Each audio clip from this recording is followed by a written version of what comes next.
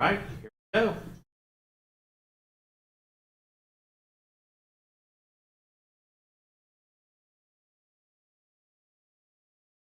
Ah,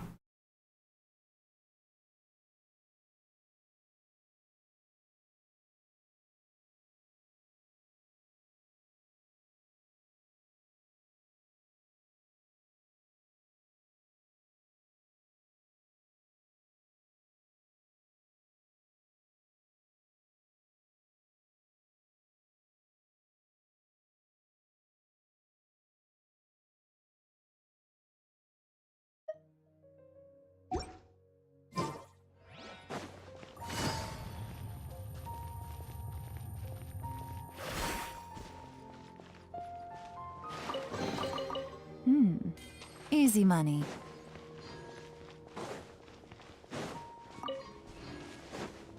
all right, Nadita, let's see what's next.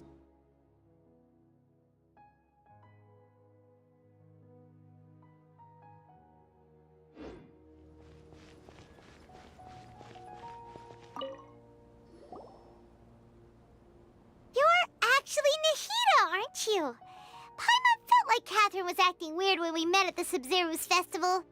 And Dunyarzad, did you save her? It's a really long story.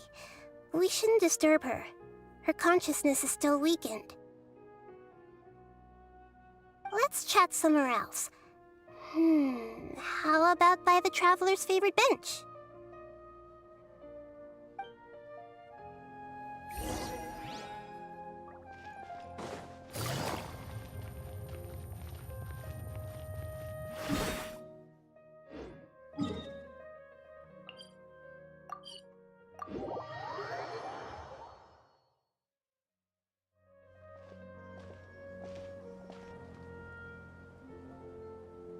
Let's talk about Dunyarzad first.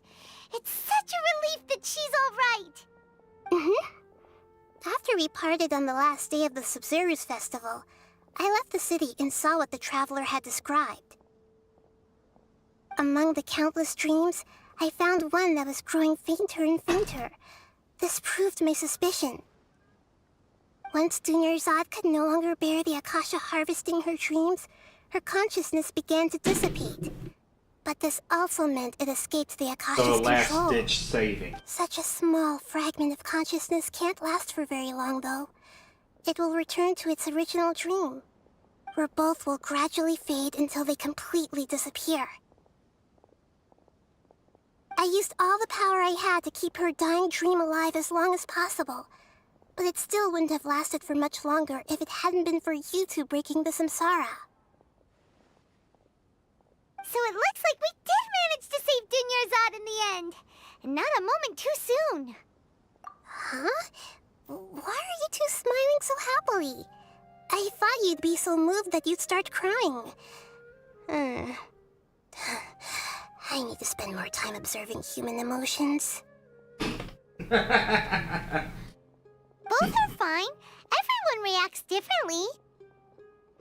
All right. You two must have a lot of other questions for me, right?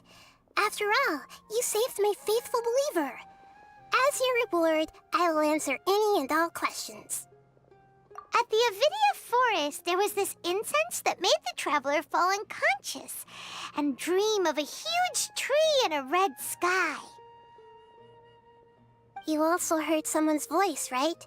It said world and forget me. Yeah, so you do know! We've been wanting to ask you what that was about, and if the red sky was related to Khaenri'ah. It seems like the Traveler established a connection to Irminsul. That was a message left by Greater Lord Rukkhadevata's residual consciousness in Irminsul. Perhaps her last memory before she died. As you two probably know, Greater Lord Rukkhadevata disappeared after the disaster in Khaenri'ah. The timings of these events do line up, so your suspicions are reasonable. A message from Greater Lord Rukkhadevata? We thought it was from King Deshret. King Deshret? That god who died even longer ago? Some present-day desert dwellers still worship him. You probably just heard some of their conspiracies. Okay, so what does the message mean?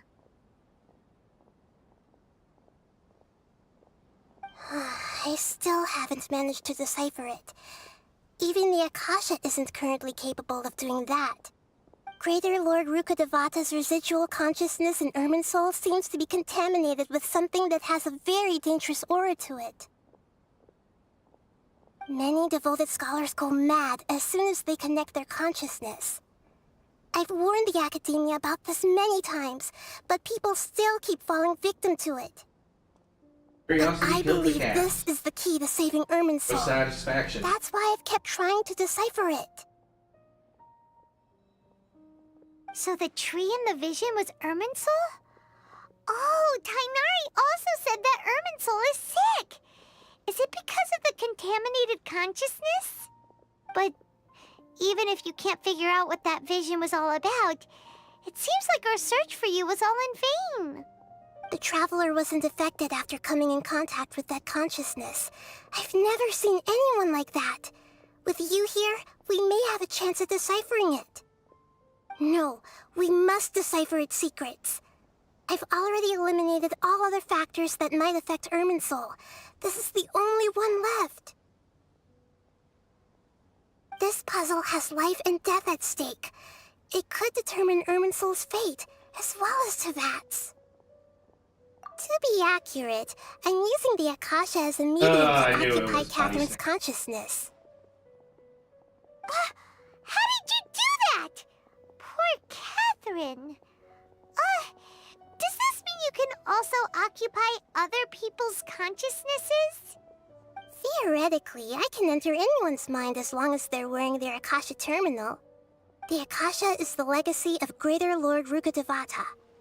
As Lesser Lord Kusanali and the first Akasha terminal, my consciousness has always been linked to the Akasha.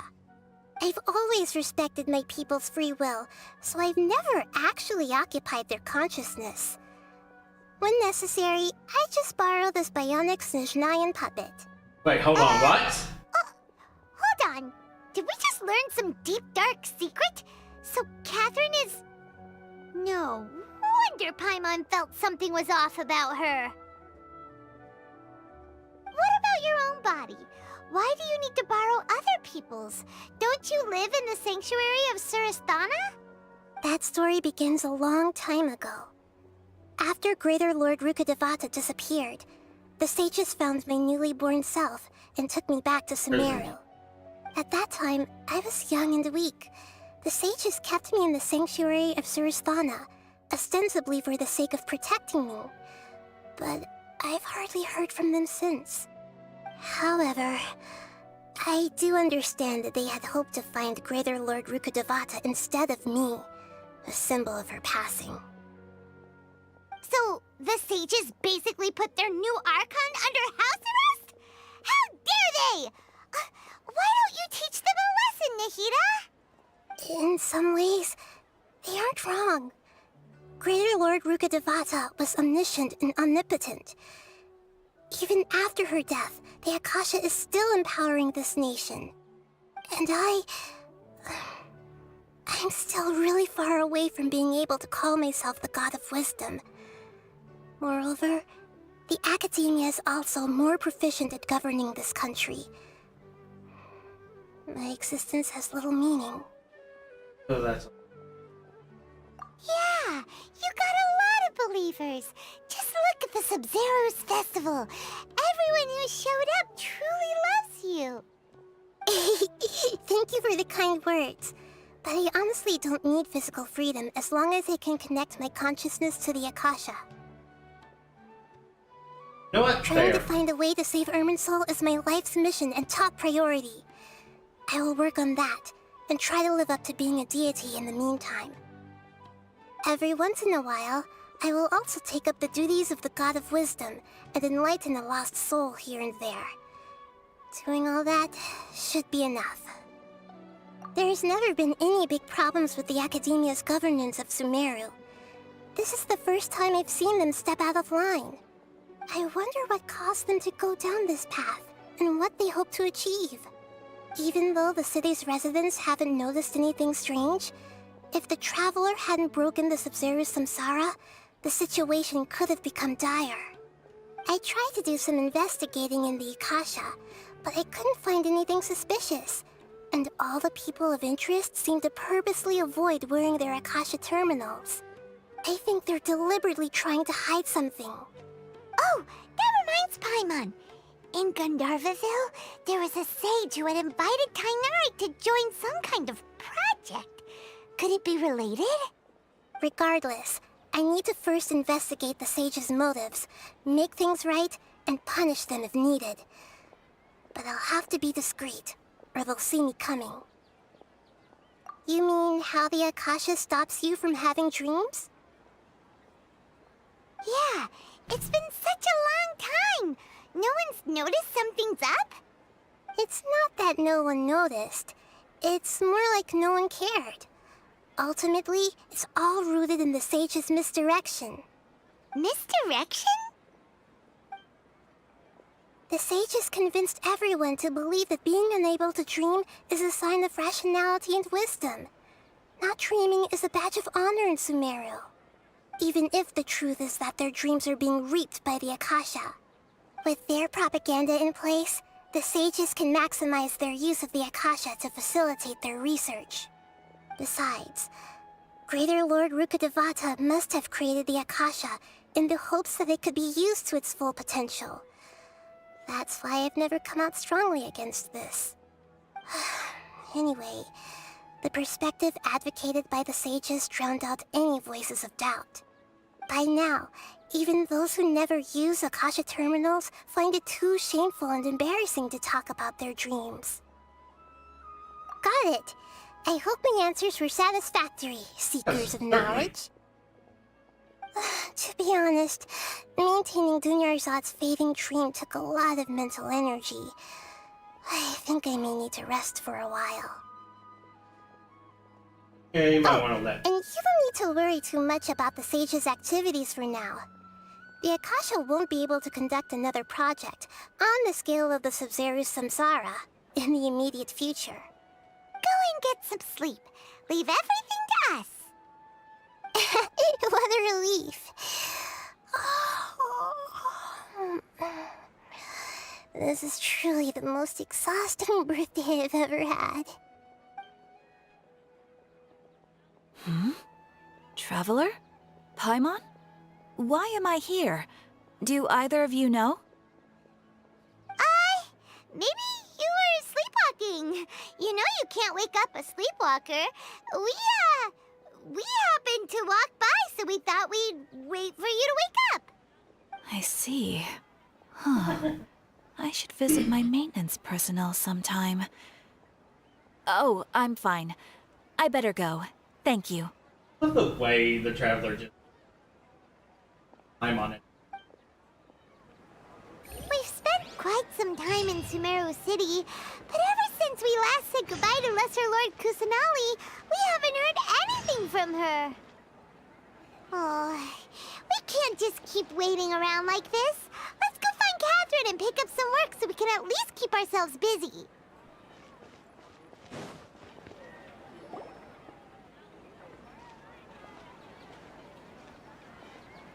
Ad Astra Avisask. We meet again, you two. Yes, literally second. Hi, Catherine. Do you have any commissions for us today? Commissions, huh? Let me think. Oh, how about this? Please attend the Academia's Academic Symposium this afternoon and recite a love Pass. poem on stage. Hard pass. Wait, say what now? And if possible, please also use your camera to capture the reaction of the audience upon finishing the poem. You can't be serious. What kind of commission is that? I see. It appears that you're not interested in this commission. Yeah, hard pass. In that case, please go to Port Ormos and convince the Eremites there to spend some time volunteering at the local orphanage. Oh, that should be... Hey, that's not any better. I'm sure the mercenaries will have some interesting reactions as What well. the hell are these? Paimon's gotta ask. Just who exactly exactly has been submitting these commissions to the Adventurers Guild? Oh, the commissioner? Well, Are you kidding me? actually, I just Bro. wanted to see the two of you in action. Nahida, Was it so obvious? I was hoping you would actually take one of those commissions. That kind of chance to observe humans doesn't come by often. oh my god. Ah, so it's Nahida. Paimon just knew Catherine wouldn't crack those kinds of jokes. When did you get into her head? From when she said, Ad Astra Abyssosque? So it's been you this whole time? Are you done resting up, Nahida? Yes. I've been sleeping ever since we parted ways, and I even had a really, really long It's really dream. been sec. So this was probably the match.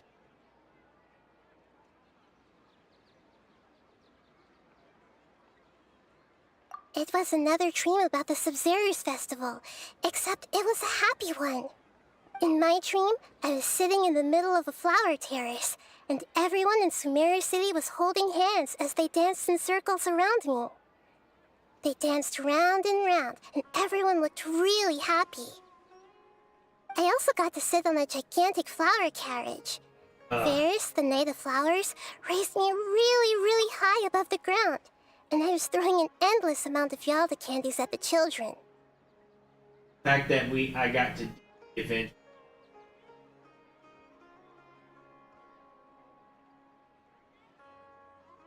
You know, Nahida, maybe your dream is how the Sub-Zerus Festival really should be. It's meant to be a joyous time where everyone gets together to celebrate your birthday. Huh? Wasn't I describing a really happy dream? Why are you both looking at me like that? Wait, could this be an example of the emotion known as pity? No, we aren't pitying you. That would only make everything worse. We just don't want you to feel too sad. By the way, have you had a chance to visit Dunyarzad? How's she doing? The Homianis haven't allowed any visitors after the festival, so we haven't been able to check on her. Yes, I paid her a visit right after I woke up. She was resting at the time. Her condition is stabilized. However, since Elazar is a manifestation of the withering on the human body, we can only cure it by finding a way to take care of Irminsul's own withering. But for the moment, our top focus should still be figuring out what the sages are up to and what they're planning. Right. Who knows what'll happen if they manage to pull off another scheme like the Samsara of the Sub-Zerus Festival? So our first priority should be investigating and putting a stop to the sages' activities. As for how we should pull that off, let's discuss it somewhere else. There are too many adventurers around here. Oh, good point. Sorry, adventurers. We're gonna be borrowing Catherine for a little while. Really, every time I'm on Travelers, a really good thing. Cruise it up.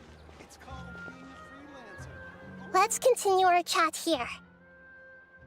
Okay, so do you have any ideas on how we can investigate the sages, Nahida? Actually, I've already done a little bit of work on that. But for now, I want to hear your thoughts. Hey.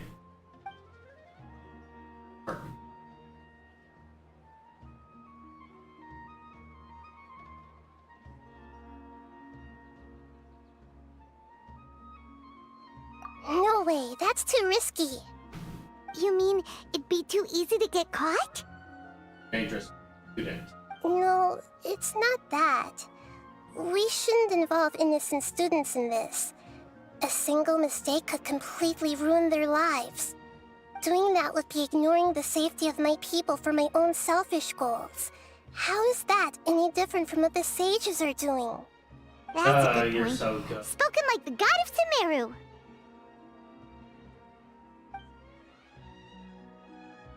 Possessing a key, even your thing.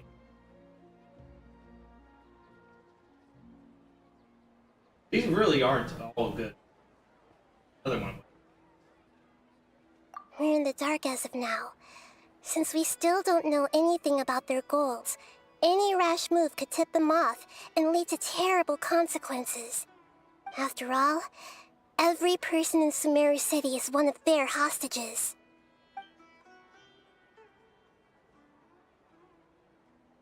I've already tried that, but all the key members of the Academia, even the core 30 guards, intentionally avoid wearing their Akasha terminals.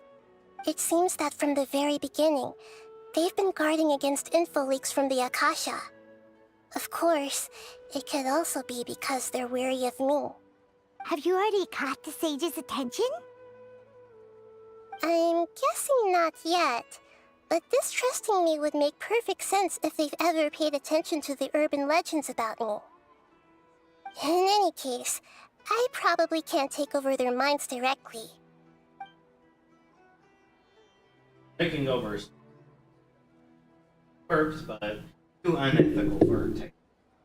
Are we really out of ideas? Nahida, you're super smart, so you already have something in mind, right? Don't keep us in suspense. Spill the beans already. Armin? According to a popular theory from the Vahumana Darshan of the Academia, rejecting impractical motions at the beginning of a planning session will give more weight to the actual proposal. Okay, but aren't you the god of wisdom? You don't have to use that kind of gimmick to make us take your ideas seriously. Well, I've been thinking that if I can't directly possess the leaders, and if I can't get ordinary people involved, then I should find someone who's already involved, but hasn't decided to side with the sages. You're saying we should recruit a spy?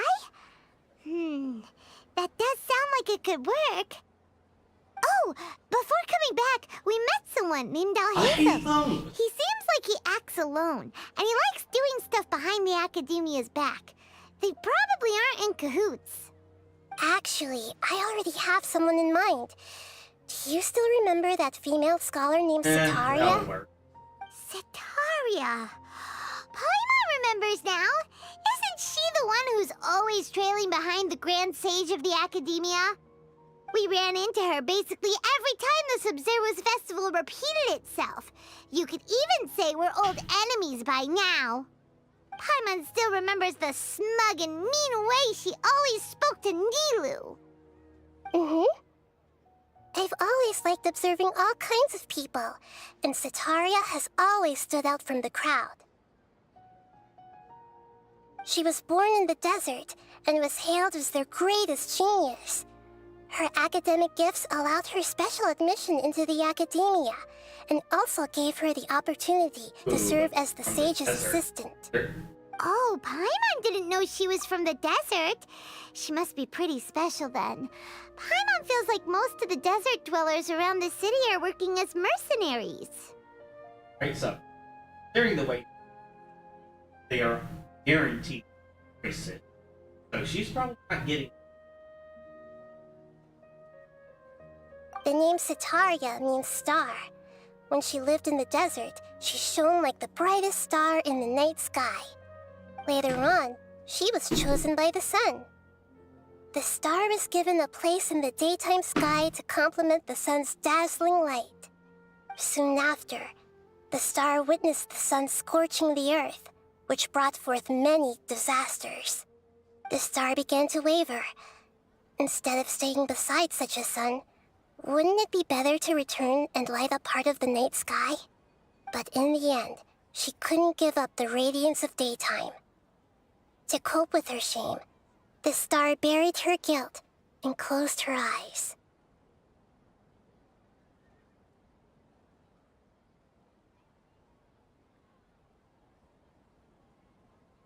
From the sound of it, Setaria's just hung up on the research opportunities here. But she doesn't really support the Academia. She still feels guilty about not doing more for the desert, right? She's just running away from her problems. Indeed. When they are presented with complex moral issues, many people will simply plug their ears and go with the flow until the problem can't be fixed anymore. She's suppressing a lot of guilt, but before she realized it, she had already become the Sage's accomplice. She can't deny her part in their schemes anymore.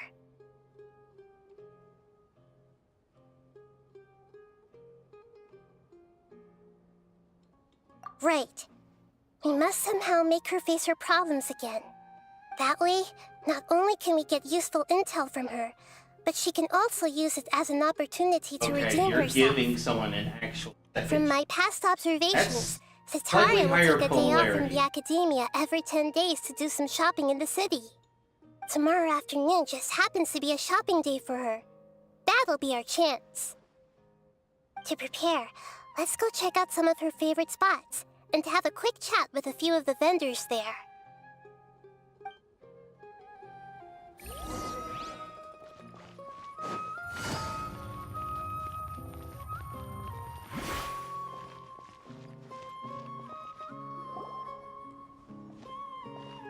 This should be Sataria's favorite fortune-telling spot. So should we ask the fortune teller about Sataria? No, Not I directly. already have enough information on Sataria. The most important thing now is for you to pay attention to the vendor's talking style and key characteristics. Talking style and key characteristics? My poor lost lambs. Have you become troubled over your That's a fate? child. The divine voice of wisdom often echoes between mine ears. If thou be blessed today by the gods, I may be able to show you the way. Huh? Really? Nahida, you've been whispering things to her? Shh! My friend here has some doubts regarding her future. Can we get a fortune reading for her? Of course, of course. In that case... Wait, you Uh-huh. did? It would seem that Harut and Marut are quite wary of you. Perhaps, at some time in the past, you have somehow offended the gods. Only mocking the god of Animo, questioning the lord of Geo's financial savviness, and brawling with the god of Electro. Do those count? Hmm? Oh, nothing. Go on, pick an aspect for her to divine.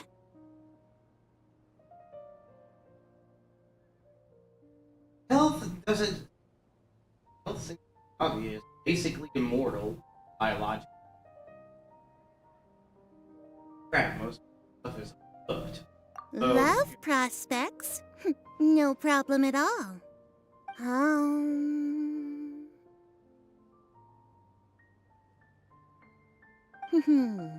The gods have spoken. The truth shall be revealed. One who is fated to cross your path will appear on... Huh? So many people will fall for you. How could that be? Harut, Marut, did you two spoil my divination? I've never read a fortune so absurd. Absolutely on point. Actually, Paimon thinks this is probably the most accurate fortune telling you've ever done. I admit that the orientation of today's celestial matrix is, suboptimal. As such, there will be no charge. Is that so? Well, that can't be helped. If you were to bring some food offerings for Harut and Marut on your next visit, perhaps they could help you reverse the wheels of fate. No, that was perfectly. We got that main character benefit.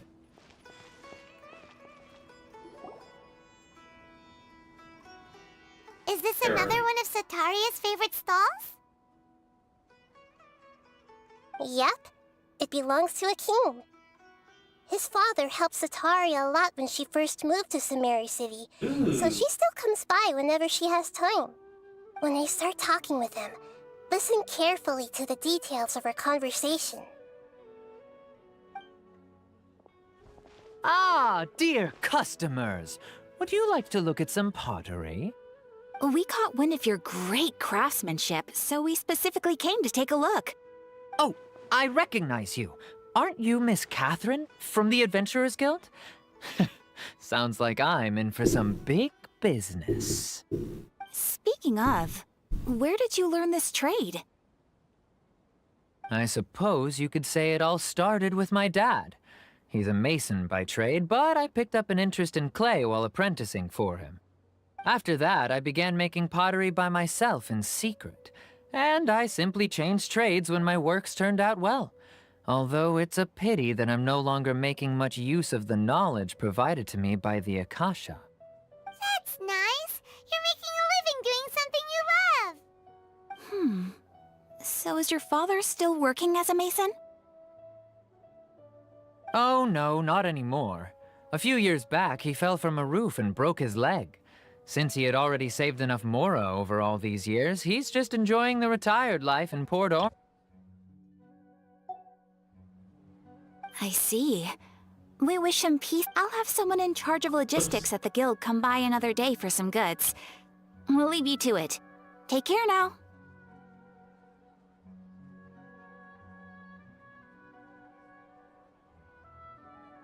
No problem.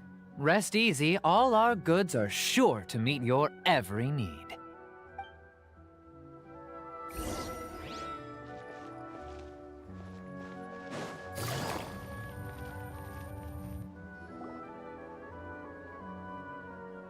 This should be our final stop. Cetaria's always thinking of this restaurant when she's working at the academia, so she always comes by whenever she's out in the city. Nahida, you've really thought of everything. It's my duty to protect Sumeru's citizens, after all. Hi there. I feel like I've seen you down by the docks before. Huh? Sorry, I don't quite remember.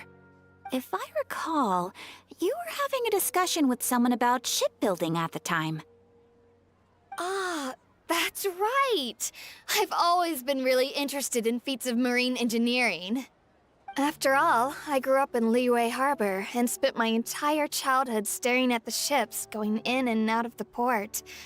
I came to Sumeru to study, but failed to make it into the academia due to my lack of talent. But I'm still discussing all kinds of problems with different scholars, and I'm continuing to study and perform research from the restaurant's basement. I'm sure I'll get into the academia after their next round of exams. What an admirable spirit for learning. Amazing! Sure, but you'll find hardworking people wherever you go. So this restaurant has a basement as well? Huh. First I've heard of it. That's right. It's not usually open to patrons. Most of the time, employees use it for breaks or to hold private events. I see. Yes, that makes sense. Well, good luck with your studies, Miss Chishan. Thank you so much. As long as I can make it into the academia as an official student, I'll be happy.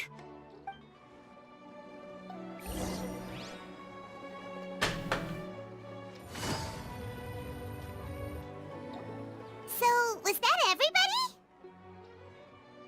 Mm-hmm. 3 familiar faces should be enough for Cetaria. What's the point of all the information we've collected? Nahida, you still haven't told us how you're planning to make Cetaria face We're gonna her do some problems. body snatching. Cetaria is already used to avoiding her problems, so we must find a way to break through her usual sensibilities. I remember you mentioned that the Eremites in Port Ormuz are all making a fuss about the upcoming resurrection of King Deshret. Although it's all just a boatload of nonsense, the faith of her homeland may turn out to be Cetaria's soft spot. Oh, Paimon gets it now! You want to take advantage of the guilt Cetaria feels about her homeland. Although she knows she should return home to help the people of the desert, all she's done is conspire with the sages. So how do we set that up? Well, King Deshret is long gone, and Cetaria is also too smart to fall for any simple tricks. If we simply engaged her under the guise of King Deshret's believers, she would definitely be wary of us, and we may not get anywhere.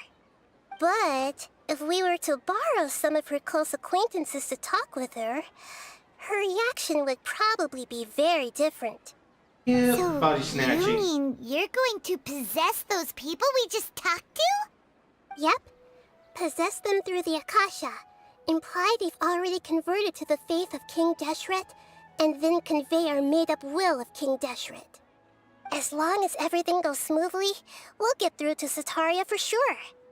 She'll never guess that we had anything to do with it. Ah, so that's how you're going to use all the info we collected on these people. It's so that you won't slip up and break form. Possessing them will only work if you can manage to pass off as them. Exactly. So, best of luck with impersonating them. Wait, why are you saying that like we're going to do it? Best of luck? But we don't know how to possess anyone. That's no problem at all. I'll just share all their senses with you once I've possessed them. As long as you're also wearing an Akasha terminal, the effect will basically be as if you've possessed them yourself. Huh. That is pretty convenient. But why does she have to do this? Can't you do it yourself? Although I've been observing humans for a while, I've never been good at imitating them. You're not wrong. It's always been painfully obvious whenever you try to pass as Catherine. If it was at all possible, I would have preferred to leave these people alone. But seeing how things are now, I probably should just accept it and push on. Yeah. This don't is beat some yourself up serious over it. Xavier We're behavior. only doing this to help everyone, and we'll only be I like borrowing that. them for a little Xavier while behavior. anyway. Alright, then let's give it a go tomorrow afternoon. See if I can clip that from my own.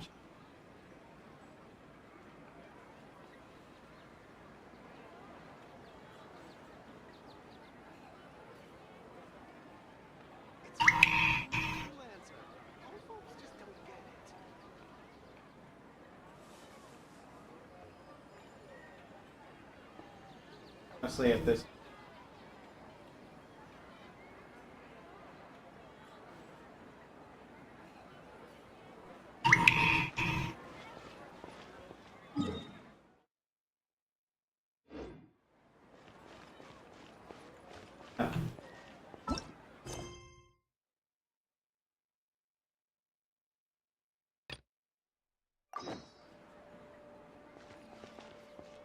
Okay, wait until after.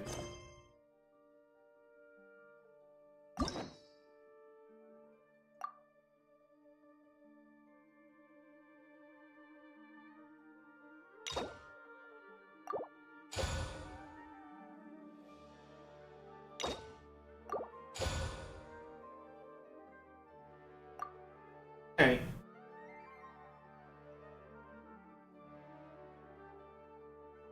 Who is Geo?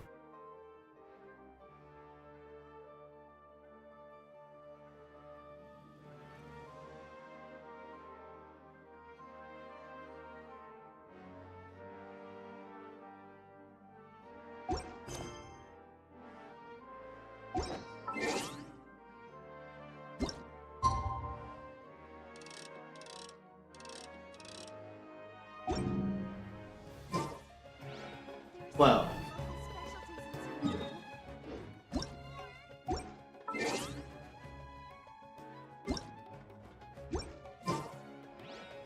Okay, I gotta stop fumbling fingers.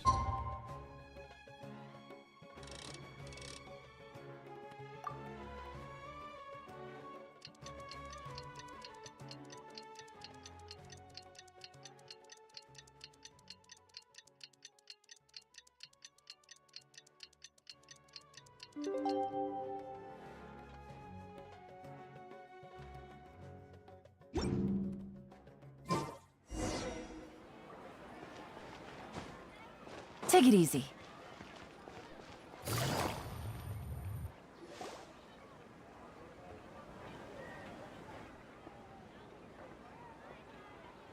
Oh, here she comes. Satari is here.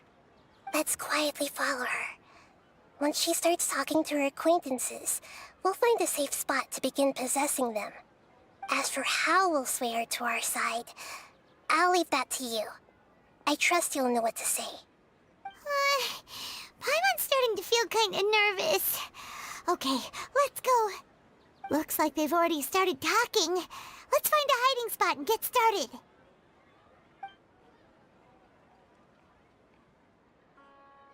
So this girl always brings cats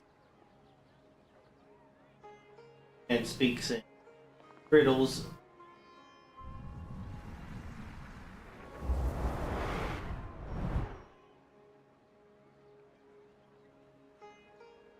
That's right.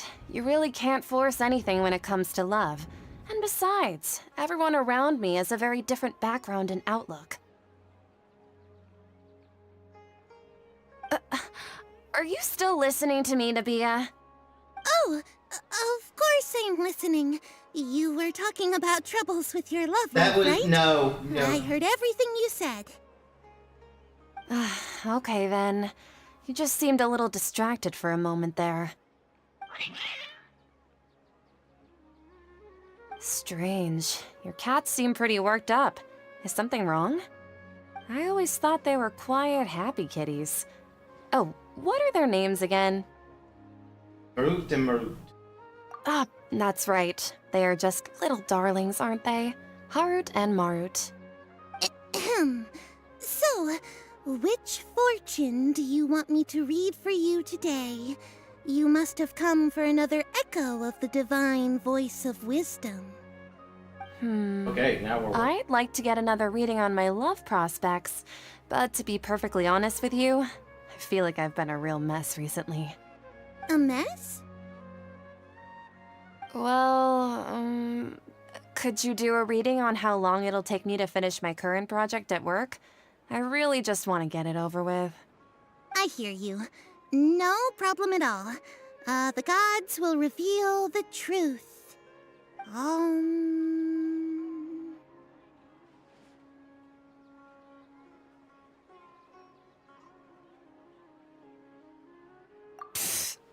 Sorry, your new laugh is just... Please pay no mind to those kinds the gods are asking. Sitaria, why haven't you gone home? Why haven't I gone... home? Do the gods really know everything I've been thinking about? Sitaria, why don't you just go home? It's a demand now instead of a question. The gods seem to be truly upset. I'm sorry. I know I failed the gods. Please pass on my most sincere apologies and ask for their divine forgiveness.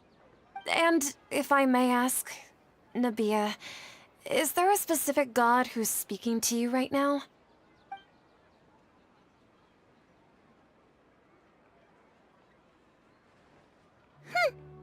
What an inconsiderate and naive question.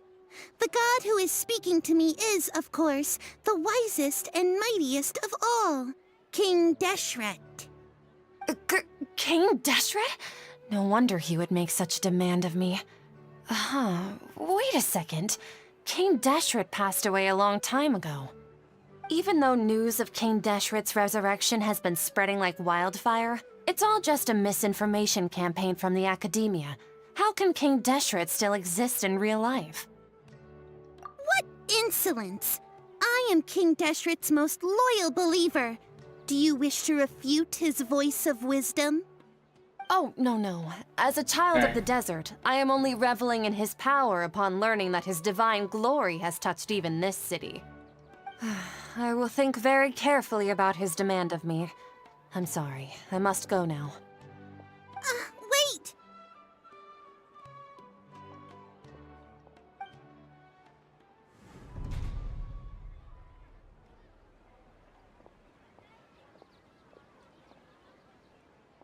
Whoa, she just ran off in a hurry. She looked pretty upset too. Well done. Sitaria didn't seem to suspect anything amiss. Okay, good. Can To you all have hide something somewhere she's been not so trying close? desperately to avoid show up out of nowhere and berate her, that must have shaken her to the core. Aw, Nahida, it seems like you understand human emotions really well after all. All I know are some abstract Harvard-taught theories. And in any case, my time with you has shown a lot of them to be utterly useless. I'm still trying to make sense of everything. Anyway, enough of that. Let's hurry and catch up to Sataria. He's at Akeem's now, right on cue. Let's get ready to possess him right away!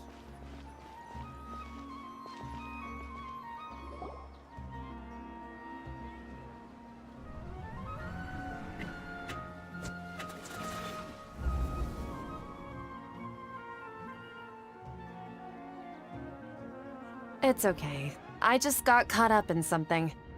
Oh, actually, didn't you ask me to help you look for work? What kind of work were you looking for again? Masonry. Oh, right. Your old man's craft. How could I forget? Speaking of, how's he doing? Is he feeling any better? Broke his legs, so noting that he's walking relevant. Oh, that's good to hear. I have been thinking a lot about him. If I could get some more time off, I'd love to pay him a visit. Actually, while we're talking about him, is he still living in Port Ormos? Yes. Yeah, he's been retired there for a while. If you could find the time, please write him a letter. Let him know that recently, faith in King Deshret has taken root in Port Ormos and has begun to spread across Sumeru. He has a quick temper and has always been a devout follower of the Dendro Archon. I don't want him to get into a fight with those King Deshret believers because of a difference in beliefs. Oh? So, who are you siding with in all of this? The Academia or King Deshret? I'm so jealous of you. You were born a child of the desert, yet you chose to betray King Deshret, and now you spend all your time with those crooks from the Academia. Akeem, you don't mean... you've also become a believer of King Deshret? What's so strange about becoming a believer of the wise King Deshret? In fact, aren't you the strange one? The one who still can't pick a side? Can't pick a side? Me? Whoa! Paimon had no idea you'd be Yeah, so that was good at this! good. You really zeroed in on the issue and put it right in front of her. It might feel a bit overwhelming for Sataria. But once everything is over, I'll be sure to pay her a visit to her mind and explain everything. Anyway, let's keep going.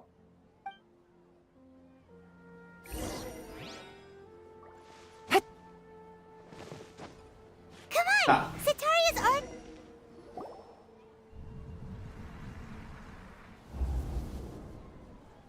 So, Shishan, have you noticed anything weird in the city lately? Like, Okay. as if someone was trying to preach to you about something? Basement. Oh, right. Speaking of strange things, I celebrated the Sub-Zerus festival so many times that I lost count. That was really weird. Wait, Whoa. how could you be aware of that? That should be impossible. Nothing in the report indicated anything like that. Are you still failing to realize that the Academia's lowly tricks could never deceive all of Sumeru's citizens? Shishan, don't tell me that you've converted to King Deshret as well. What an absurd question. You make it sound like I should be ashamed for becoming a believer of King Deshret. In reality, shouldn't you be the one who is ashamed? You, who worked side by side with the Academia and treated people as nothing more than experimental subjects? Please, please stop! Even now, Sataria's still trying to run from her problems. She can no longer justify everything to herself. Hey, she's trying to talk to the guards! What should we do? This is the most important part of all. Quick, get ready. Mercenary, you're a member of the Corps of 30, correct? Please help me pass a message to the Matra right away. The situation in the city is getting out of control. Please, try to remain calm, miss. Tell me what's happening in the city. Heretics are infiltrating the city, and they've already converted many residents to their side. Heretics? What kind of heresy are you talking about? King Deshret! Many people I know have suddenly started believing in him, but he's long dead. It's impossible. Miss Sataria, nothing is impossible. You know my name? King Deshret is immortal, and all who defy him will one day pay the price. You must face the truth, Sataria.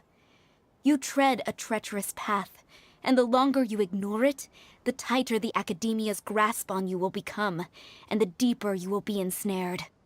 Child of King Deshret, never forget that the desert that belongs to you lies elsewhere. What's so strange about becoming a believer of the wise King Deshret? In fact, aren't you the strange one? The one who still can't pick a side? Dang. What an absurd question.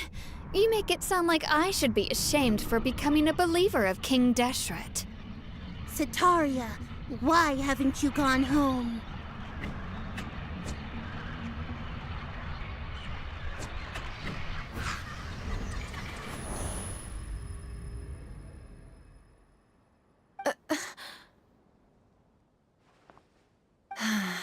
It seems that no matter where I run, I only keep finding more believers of King Deshret.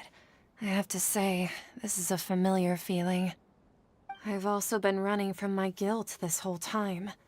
Guilt over my part in the Sage's plans, and from ignoring the letters from the children of my homeland. But no matter how much I may try to ignore or get rid of it, my guilt always comes back. You won't necessarily lose your research opportunities by facing the truth. Besides, did you really want to conduct your research while carrying such heavy feelings of guilt? How do you know me so well? Are you truly just a believer of King Deshret? Or are you the god himself?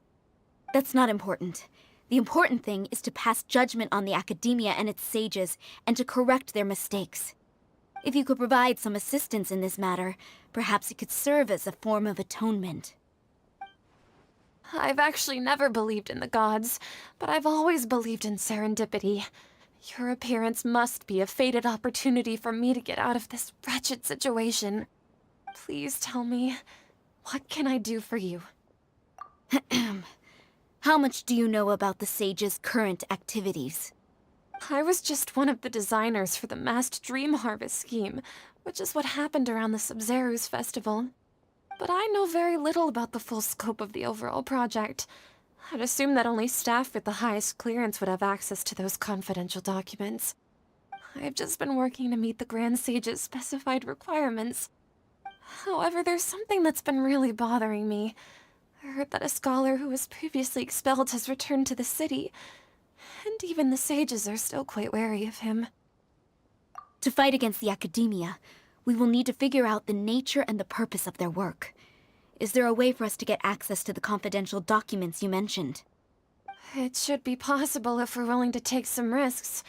After all, I'm an assistant to the Grand Sage, and I've been working on many tasks outside of the project. One thing, though, I won't be able to transfer the documents to you through the Akasha once I get my hands on them. The sages have always closely monitored all activities within the Akasha. Let me see. Registering. Let's use the most primitive Yeah, method. that makes... Send someone to pick up the documents tomorrow evening at the Academia entrance. The Yep, makes Academia sense. entrance. Wouldn't that be too conspicuous? Don't worry about that. I assure you, this won't be a trap. I'm only suggesting this location because it'll draw more scrutiny for me to leave the Academia again. It'll be safest for me to distract the guards long enough to hand you the documents. All right, I trust you. So, if I were to successfully complete this task, would it mean I've atoned for my wrongdoings? It'll be good enough. That'll depend on the judgment of the Dendro Archon. The Dendro Archon. That's right. Her people are the ones we have endangered. As the God of Wisdom, she's also the one responsible for judging and guiding the scholars. Maybe it's time for me to find a god to believe in. Just as Nahida predicted, we've managed to bring Setaria to our side. The Traveler's execution was ingenious. She's the one who deserves all the praise. Well, now that we've made plans to meet again tomorrow evening, all we can do is pray for Setaria's mission to go off without a hitch. Pray? But if we're going to pray to the gods, aren't we just praying to you? God of wisdom and guardian of the scholars? No. The truth is the true guardian of scholars. I've always believed that. Anyway, let's meet again tomorrow evening at the Adventurers Guild.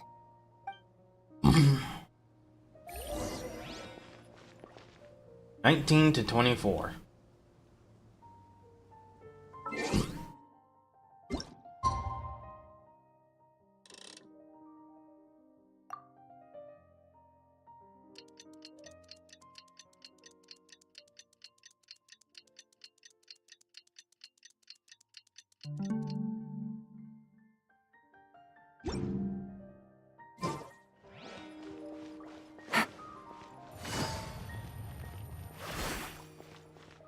Oh.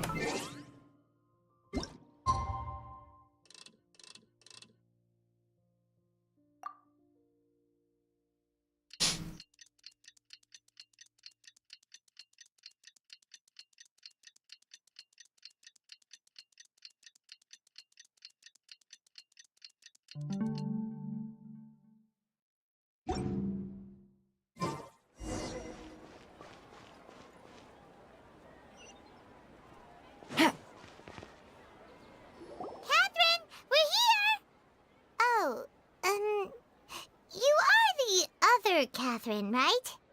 That's right. I suppose I'm the other Catherine in your mind. Can we just call her We're Nita? on a secret mission tonight, so we need to protect Catherine's identity. Yep, Paimon's right.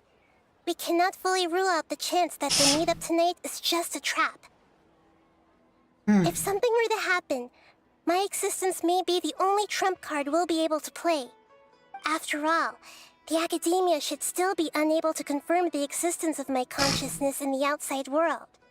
Yep, exactly. Just what Paimon was thinking. Yeah, no. Anyway, enough about that. Let's just make sure to be on our guard. Off? What do you feel is off? Ooh. It's the middle of the night. Of course it's quiet. You're not getting paranoid, are you? Cities No, tend to be active I at think night. she's right. It really is a lot quieter than usual. If you look around, there seems to be fewer people on the streets. I'm not sure if this is the case for the entire city, though. Huh. Maybe it's just a coincidence. Maybe Setaria figured out a way to not only distract the guards, but also to get everyone to go to sleep early, just so we It's can too much exchange the wishful documents in thinking. peace. I also can't quite figure out why things feel a little off. But now that we're here, let's go ahead and meet her as we planned. Well, regardless, as long as you're here with us, Paimon feels a little safer.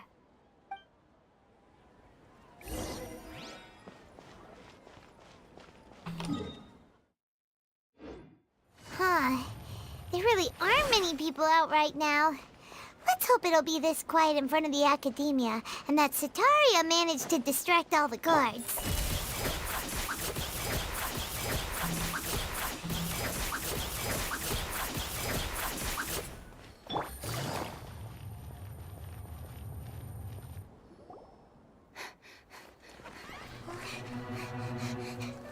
Full cutscene.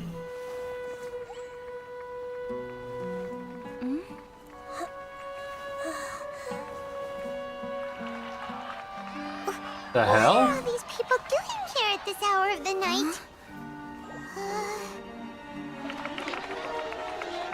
Ah, the triumphant hero returns at last. And to a rather spectacular welcome, even if I do Dottore. say so myself. You're the outcast, expelled from the Academia. Indeed I am. Although these days they tend to call me the Doctor.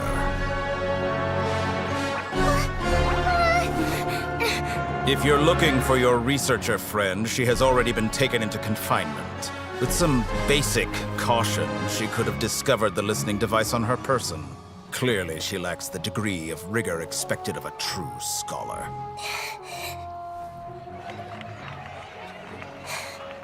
The people of Sumeru City! What have you done to them? I simply made some minor adjustments to their Akasha terminals. Now they can deposit information directly into the subconscious. As you can see, all these lovely people now believe this traveler is a hero who has just saved the world. My experiment is a success. And now it seems they can no longer hold back their sheer adoration. No, what should we do? These are all just regular people. Leave now. You need to get out of here. What? That guy's a Fatui Harbinger! We can't just leave you here! Nor can I abandon the people of Sumeru!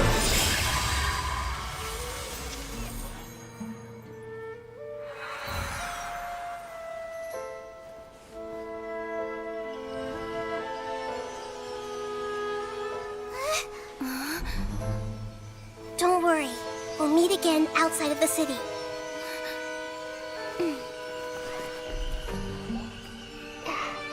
I see.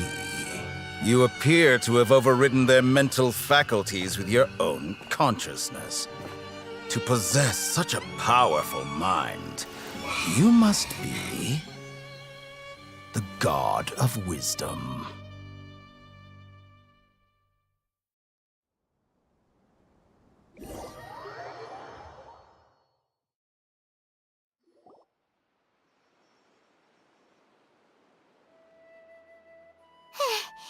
This should be far enough.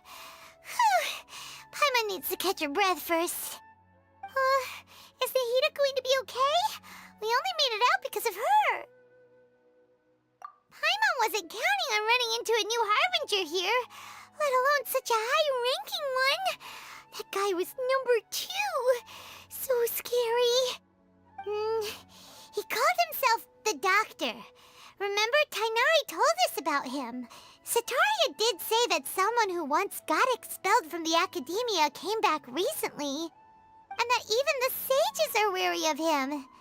Yep, sounds like she must have been talking about the Doctor. Yeah, now that the Doctor's in the picture, we're no longer just dealing with the Academia. They're in cahoots with the Fatui. But what are the Fatui after this time? Another Gnosis? Yeah, things would be a lot easier with Nahida's help. Nahida said we'll meet again outside of the city. But we can't just keep waiting around, right? You mean... Oh, right! Wasn't he invited by the sages to work on some project when we were staying with him in the Vidia Forest? That has to be the same project. Even though he turned it down at the time, he might still know something. There's no time to lose. Let's go to Gandharvaville.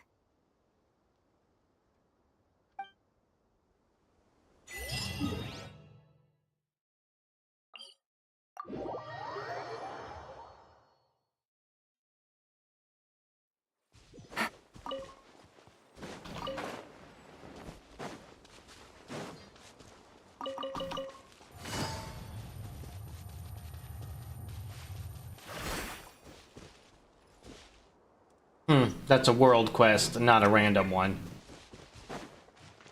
Ready.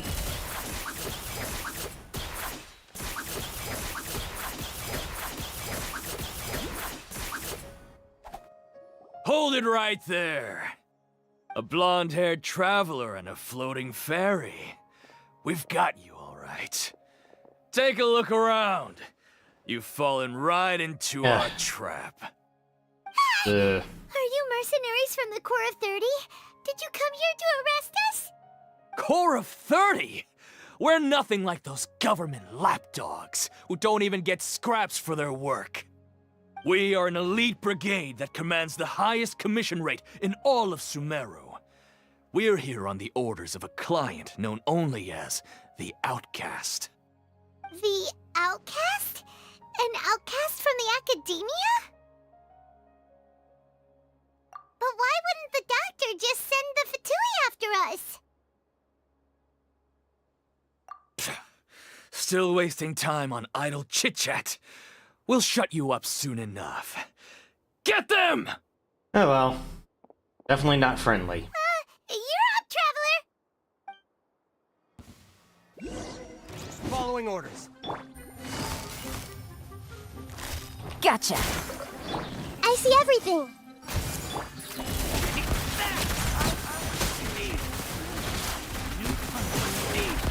Hunt them down. It isn't over yet! Here comes reinforcements!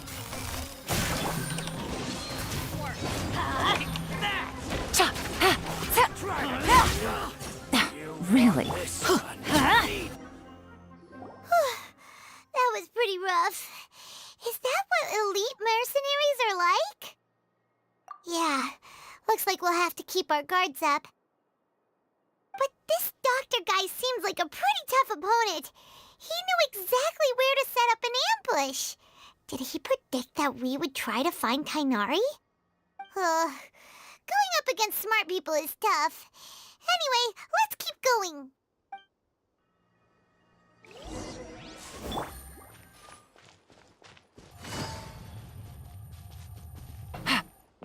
Into the shadows.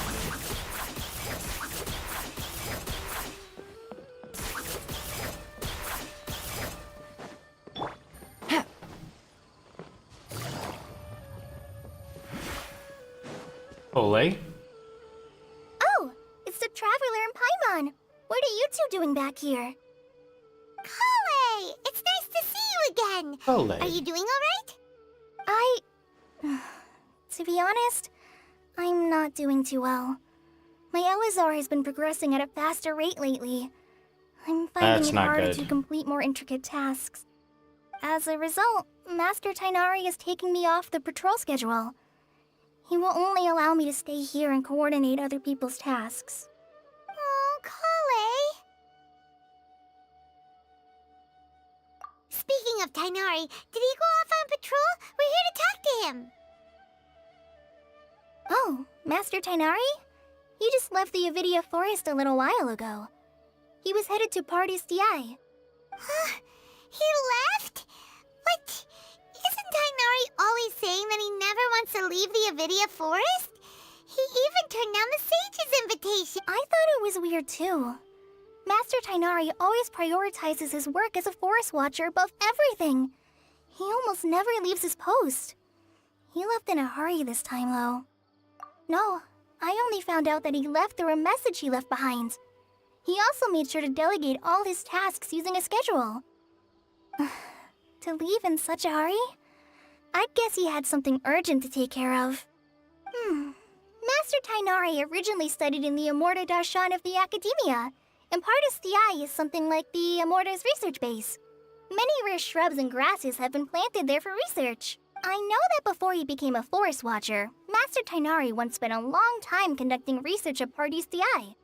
A research base, huh? Gotta wonder what kind of research Tighnari just decided to work on all of a sudden. Oh, we don't have a lot of time, so let's go look for him at Pardis Di.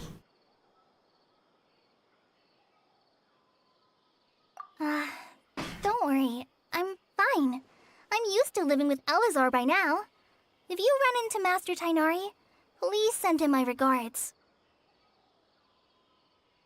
Got it. Will do. See you later, Kale.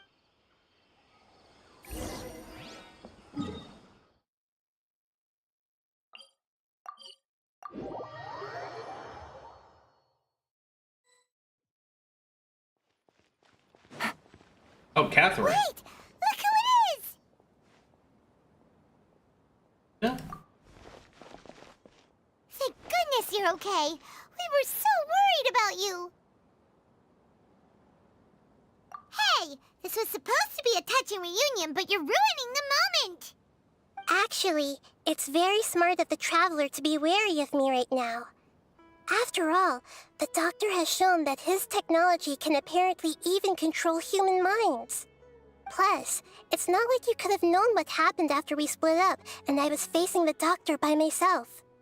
Even a pool of stagnant water after a torrential storm can occasionally pass as a patch of sky. Paimon feels like only the real Nahida could come up with such an obscure analogy. Yep, that's good enough. But I wasn't trying to win your trust or anything. All I wanted was to clarify my point. Well, we understand that point now. Please, Nahida, tell us more about what happened. Are those poor people all right? When you left, I was still in the middle of restoring everyone's minds. Thankfully, when the doctor mentioned depositing information into the subconscious, he didn't mean engraving information into their minds. Instead, he did something closer to creating hallucinations. That was still within my power to fix. Luckily, I managed to finish my restorations and mind jump away from him just as he was about to capture me. Whew. What a relief. The doctor sure pulled out some hidden cards, but good thing we had Nahida with us. I wouldn't be relieved just yet. I gave away my true identity when I restored everyone's minds, which means we've lost another one of our trump cards. Also, the doctor is already an expert at modifying Akasha terminals. Maybe it's only a matter of time until he captures my consciousness inside the Akasha. Would that mean you'd no longer be able to jump between minds? Then how do we stop him? He's still at the Academia, so it's possible he already started messing with the Akasha. Ugh, it feels like he's toying with us. What a nasty piece of work. Plus, the doctor's combat ability alone is apparently enough to make him worthy of being number 2 of the Fatui. We shouldn't give up hope just yet. Let's try to find another way to attack this problem. Actually, Nahida, how did you know we were trying to get to Party's Di? Have you been waiting for us? Yes, I have. I can see the Traveler's elemental energy, so I deduced your destination by looking at the direction you were moving in. You didn't come here for sightseeing, right? Did you find any leads? We're looking for a Precisely. scholar we know. His name is Tainari, and the sages once tried to reach out to him. Why don't you come inside with us and see what we can find? Okay, let's just hope we won't get him into trouble. I think Tanari can handle himself.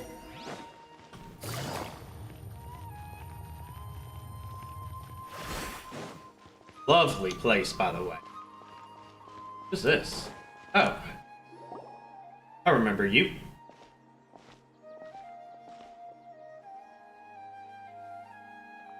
Traveler? It is you! We should have absolutely used Hypatia! Alhaitham for our spy. He would not have been bugged. Ah, what a pleasant surprise! It's so nice to see the two of you again. Who's this? She's a scholar we met in the Avidia Forest. When we last saw each other, she was still training in the... what's it called? Satyavada life? Oh, I see. That's right, we're old friends. You've come at just the right time. Ever since I've come here, hardly anyone has even talked to me. Hypatia, you're way too excited about this. Actually, for you to leave the Avidia Forest means... you're not in training anymore? Wait, no. Did you already finish your training and reach Pariporna life? What do you think? My consciousness has already managed to make contact with the divine. Mm. You did it? Congratulations! It's so exhilarating to share this sublime joy with others at long last! When my consciousness made contact with the gods. Ah, what a supreme and unparalleled experience that was! Okay, creepy looking. That sounds And incredible! Nahida's in full thought mode. Oh, all right. Actually, please wait. I haven't forgotten my promise to you.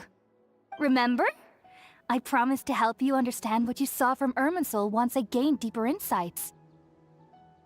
My current self has not only gained true insight, but I can even help you establish a direct connection to the consciousness of the divine.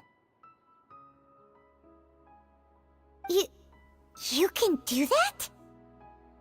I've never heard of anything like that, but if you want to give it a try, I'll do my best to protect your consciousness during the process. Hold on.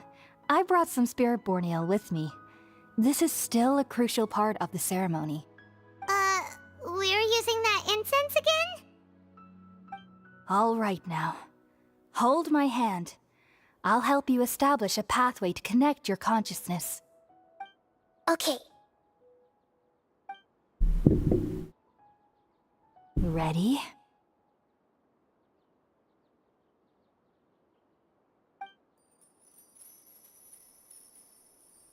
Excuse me?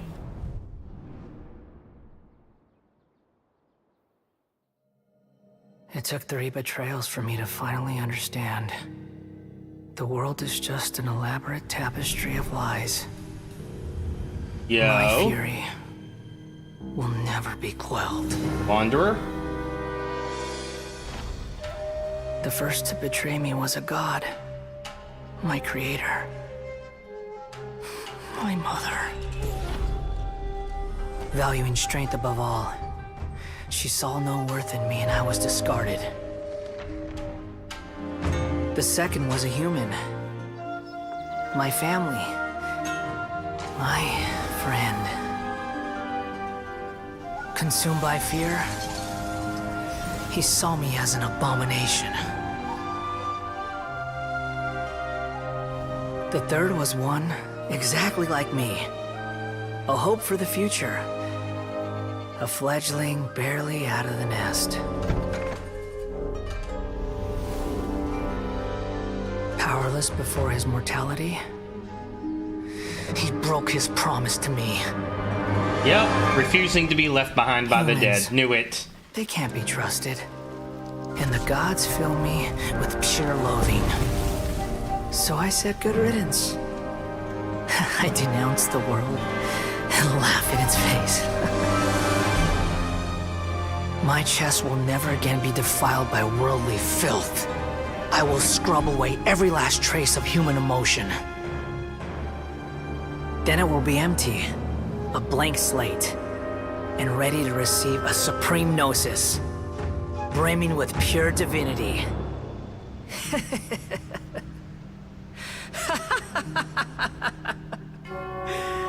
There is no need to fear. The pain will be brief. Your era is coming to an end.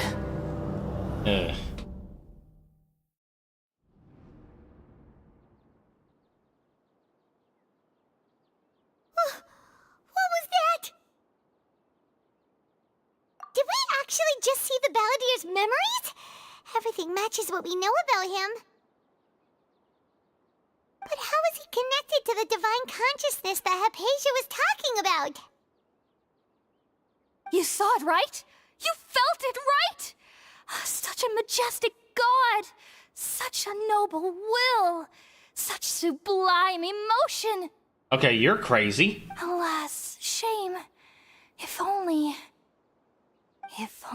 that which beats within my chest wasn't a filthy mortal heart. Oh, great and merciful God, please grant me forgiveness and salvation. Do you understand now? I'm afraid this is no Puripurna life, but rather... Ah! You... Why are you so mean to me? Why is everyone hiding from me? I found divine wisdom. Shouldn't I receive praise and honor? Haven't I uncovered that light in the darkness? Hypatia? That's how I always thought everything should be. Wait. Have I... already lost my mind? Ding, ding, ding, ding! Completely bonkers.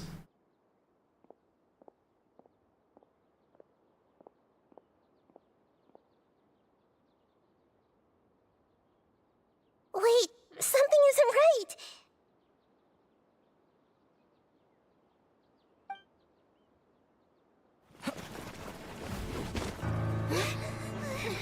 30.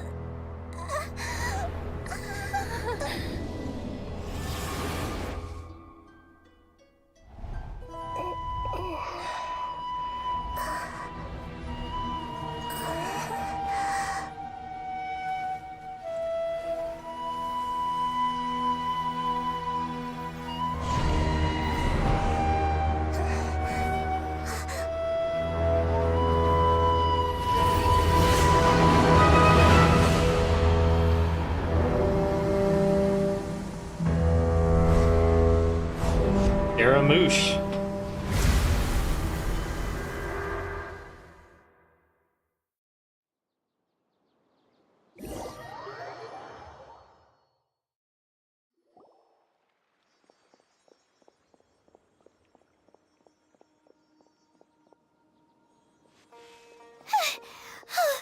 Okay, we finally lost him. Are you okay, Nahida? Wait, no. Something feels different. You're back!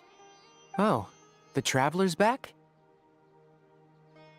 Nahida was controlling your body for a while. It seemed like she jumped over to you as an emergency measure right before the Catherine puppet was destroyed. After that, Tainari heard the commotion and came over. He helped us defeat the mercenaries and then he ran with us all the way here. What? You swapped places? You mean your consciousness also went into Nahida's body? Yep. Wait, then where is Nahida's consciousness? Where is she Hopefully now? back to herself. I never imagined that an individual's consciousness could be transferred around like this. Had I not seen it with my own eyes, I would have never believed it. I don't think this can be achieved with current human technology. Also, while we were running, the consciousness in your body told me to pass on a message. She said, "The doctor has found a way to trap my consciousness, so I can't journey with you anymore. But even in a moonless night, a shower of starlight can still drown out illusions and lies." Oh no! Nahida's trapped in the sanctuary of Surasthana for good this time. Was that message all she left for us? It's pretty vague. Oh, that makes sense. Since the doctor captured her, she won't be able to say anything without him knowing. She's being extra careful. Even in a moonless night, a shower of starlight can still drown out illusions and lies. Huh. Paimon knows the moon illusions and lies are from that alchemical divination at the Sub-Zero's festival. Starlight would be that girl. Didn't Nahida use a starlight analogy before? Sataria. It had something to do Yes. with Sataria. Even in a moonless night, out in the heat. Starlight, the desert. Oh, that makes a lot of sense. Huh. Do you think Nahida was telling us to go find help in the desert? Seems like it. But she isn't with us anymore. Think we'll be okay? Paimon, you said Sanctuary of Surasthana, correct? Does this mean that this Nahida you're talking about, the consciousness who was occupying the Traveler's body, is the Dendro Archon? Yep. Your guess is correct, but the situation's a bit complicated, so it's really hard for us to explain right now. That's all right. A scholar's curiosity doesn't need to be appeased right away. As for the complicated nature of the situation, safe to say I have witnessed that for myself. I've spent some time with you, and it looks like the Dendro Archon's also on your side. So, I trust you. Thank you, Tainari. Oh, actually, we came here to ask you a question. What do you know about the project that the sages have been working on? Ah, that. while I was indeed invited to join that project, the sages were always secretive about its scope and goals, so I eventually declined. All I know is that the project has something to do with the restoration of Irminsul. Huh? Did you see something when you were in Nahida's body? What? Do you have any evidence?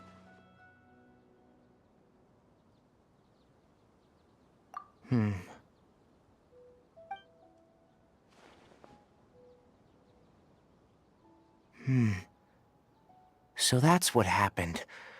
That explains why Hypatia's symptoms were different from those of the other scholars who went mad. It's because she made contact with the consciousness of a new god who is still in the process of being born. Tighnari, did you leave the Avidia Forest because of Hypatia? I did. I noticed Hypatia's mental anomalies, but since her symptoms were rather atypical, I secretly took her to Pardis Di and began searching for a way to return her to her normal self. If I didn't take action, Hypatia would have already been taken by the Matra to the desert, doomed to a life of exile at Aru Village. Now that you mention it, I knew the Academia has never thought particularly highly of Lesser Lord Kusanali, but... That is obvious. But I still didn't expect them to do something as arrogant as creating a new god. Looks like I made the right decision by not accepting their invitation. The Doctor and the Balladeer. We have 2 Fatui Harbingers in Sumeru. Sounds like we're in for a bad time. From your description, I don't think they've completed their project. There may still be room for us to intervene. But then, what is the connection between creating a new god and restoring Irminsul? Yeah, it feels like we're still nowhere close to figuring out the sage's goals. Right, we've pretty much gone over everything we need to know, so we should head out. How about you, Tighnari? What are you going to do? I'll stay here for now. I still want to try a few more things to help Hypatia. If you're planning to go into the desert, start by heading for Caravan Ribat. That'll be your fastest route. Come find me here if there's anything else I can do to help. May the spirit of wisdom go with you. Thanks, Tighnari. Hopefully Hypatia will feel better soon. We're off then.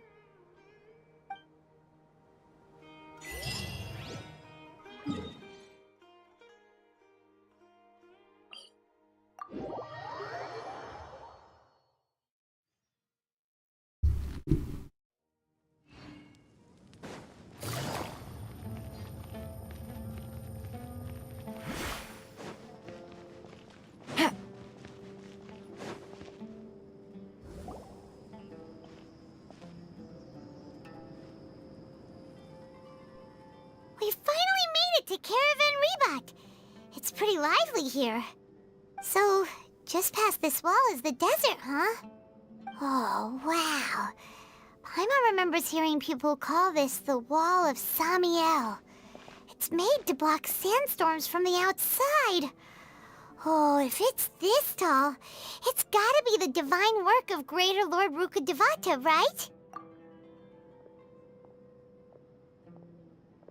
Enough gawking. Oh, Come on, there's follow me. Alhaitham. Huh? Over here. I mean, sure, but where'd you come from? Alhaitham went that way! Let's hurry up and follow him. Wonder what he's up to. What should I sell after I'm done with this match? Buy this.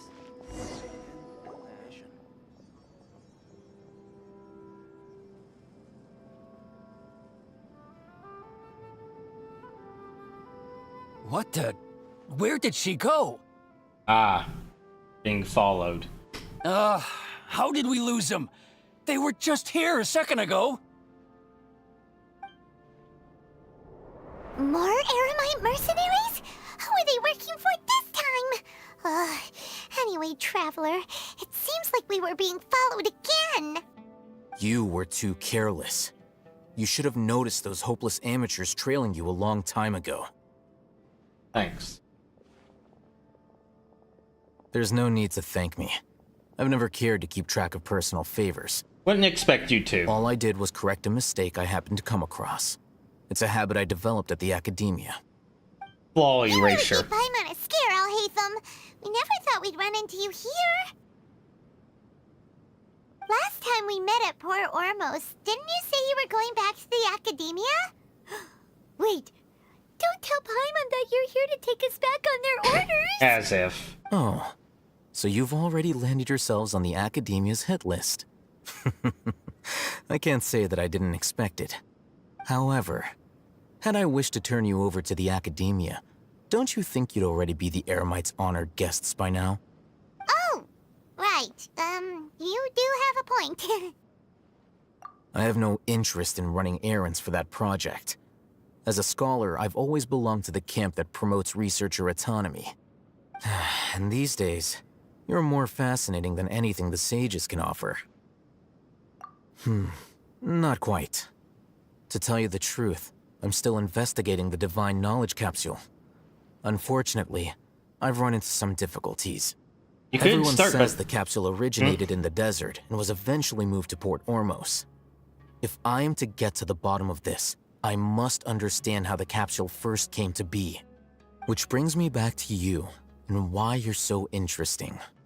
The leader of Ain al-Ahmar used the Divine Knowledge Capsule right in front of you, and upon seeing him, your expression became perplexed, and you were lost in thought for quite some time. To have that kind of reaction, I think you must have realized something. Are you interested at all in sharing what you've been hiding from me?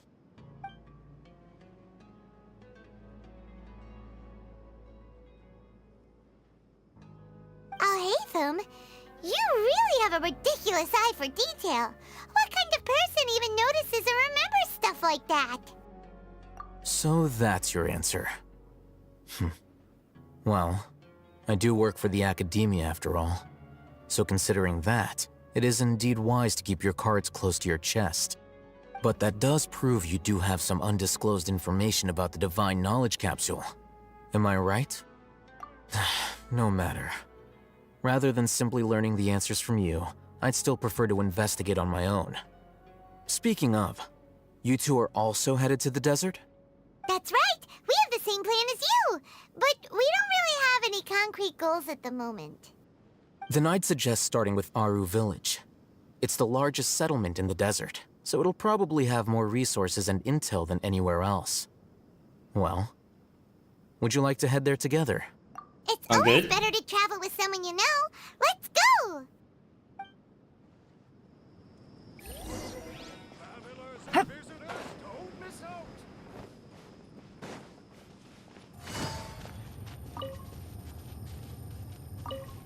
Alright.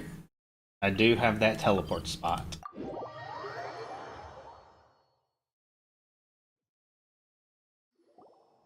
Before us lies Aru Village, the safe haven of the desert folk.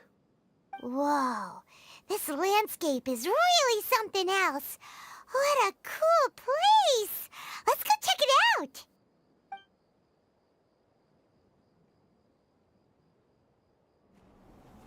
Oh, cutscene.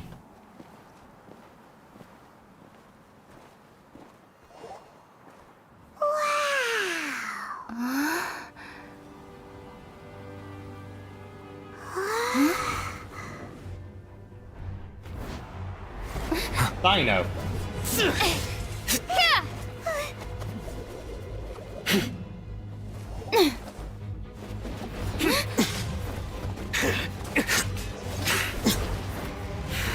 Why are you being aggressive?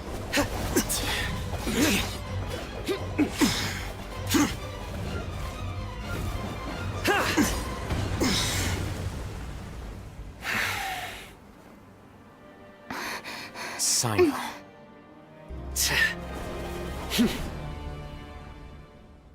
Unless my memory fails me, we have barely spoken 2 words to each other before now at the Academia. Would you care to enlighten me as to when and how I invited the General Mahamatra's wrath?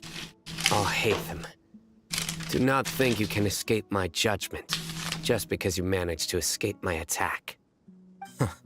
Judgment? So that's how you'd characterize your actions here, is it? Or would elimination perhaps be a more accurate description?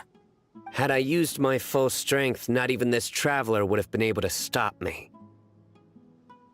Though styled like an assassination, I sought only to ensure that my target would be unable to flee or resist. Standard practice for the Matra, as well you know. Seemed to me more like your own personal touch. Who is that, Alhaitham? Did you call him General Mahamatra? Yes. General Mahamatra Sino, head of all the Matra at the Academia. He's a formidable hunter, and the ultimate nightmare for any who have committed academic crimes. You seem to have placed a lot of trust in Alhaitham, to the point of blocking an attack for him. If I were you, I'd never choose to side with him. I wouldn't believe a single word that comes out of his mouth. I have been pursuing this scribe for a long time. I urge you, stand back and do not seek to defend him any longer. Otherwise, there will be consequences. Has Alhaitham done something wrong? Paimon doesn't think he's as bad as you've made him out to be. I won't waste my breath explaining things. Alhaitham, I saw it during our fight. Take it out. The divine knowledge capsule you're hiding on your person. Unless you want me to retrieve it for myself. Very perceptive of you. Nothing escapes a Matra's senses. Wait, the divine knowledge capsule? Didn't it fall into the Matra's hands in Port Ormos? No wonder you speak with such confidence, Sino. But I must admit, I'm very curious. What does this capsule mean to you? And why, as General Mahamatra of the Academia, are you all alone in the desert? As far as I'm aware, the other Matra have been speculating about your disappearance. He's acting Have you been given independently. a mission that's, let's say, morally dubious? If I was the real target of your mission, what was stopping you from simply using your authority and resources to judge me within the walls of the Academia? I should have known you'd be difficult to deal with. You two? Ugh! What you would do, Traveler? Paimon feels like we can't trust either of them! Nah, logical people are trustworthy. Well, look at you two. Just don't acting expect all them to tough be and honest all the self-righteous time. over there. Wait, Dia?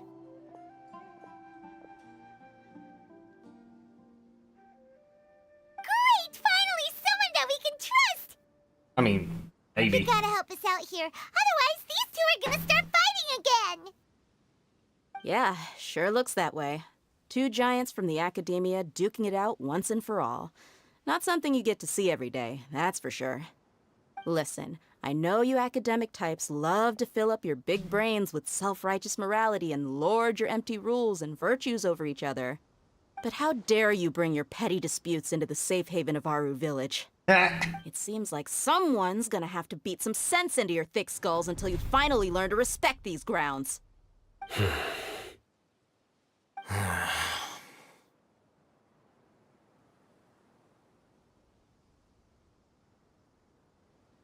Hey, did either of you hear a word I just said?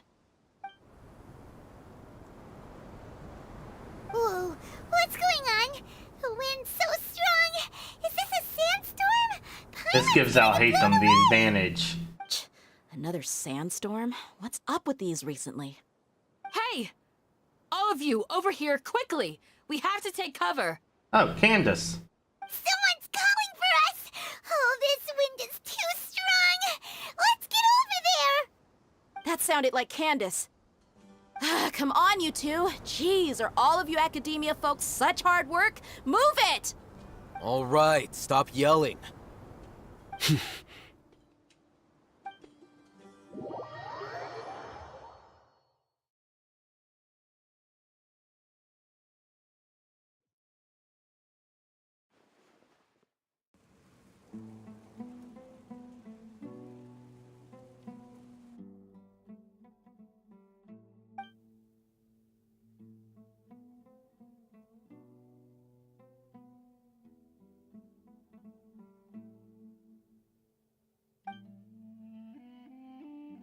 Well, this is pretty awkward. Indeed. Hey, wanna play sardines with 3 people who wanna tear each other limb from limb? Sure, why not? Sounds fun. The air is so thick and heavy. Paimon can hardly keep floating anymore. My sincere apologies, everyone. This is the home of our village chief. I will have to ask you to make do with this small room until the sandstorm dies down. Please, let me introduce myself. I am Candace, protector of Aru Village. Our savior has come at last! I have all the archetypes Nice to of meet you, these Candace. characters already My written name's down. Paimon. Thank you so much for helping us. So, Candace might be deserving of a reevaluation. Oh. Wait, that's what I have written down for Sayo down in this area under here, under Jean?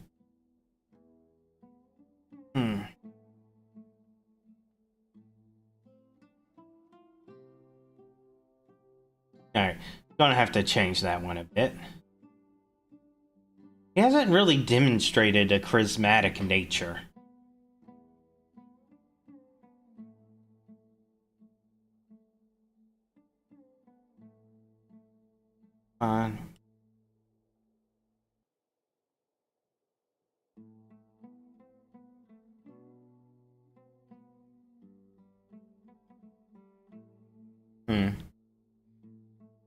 Not a crooked martyr.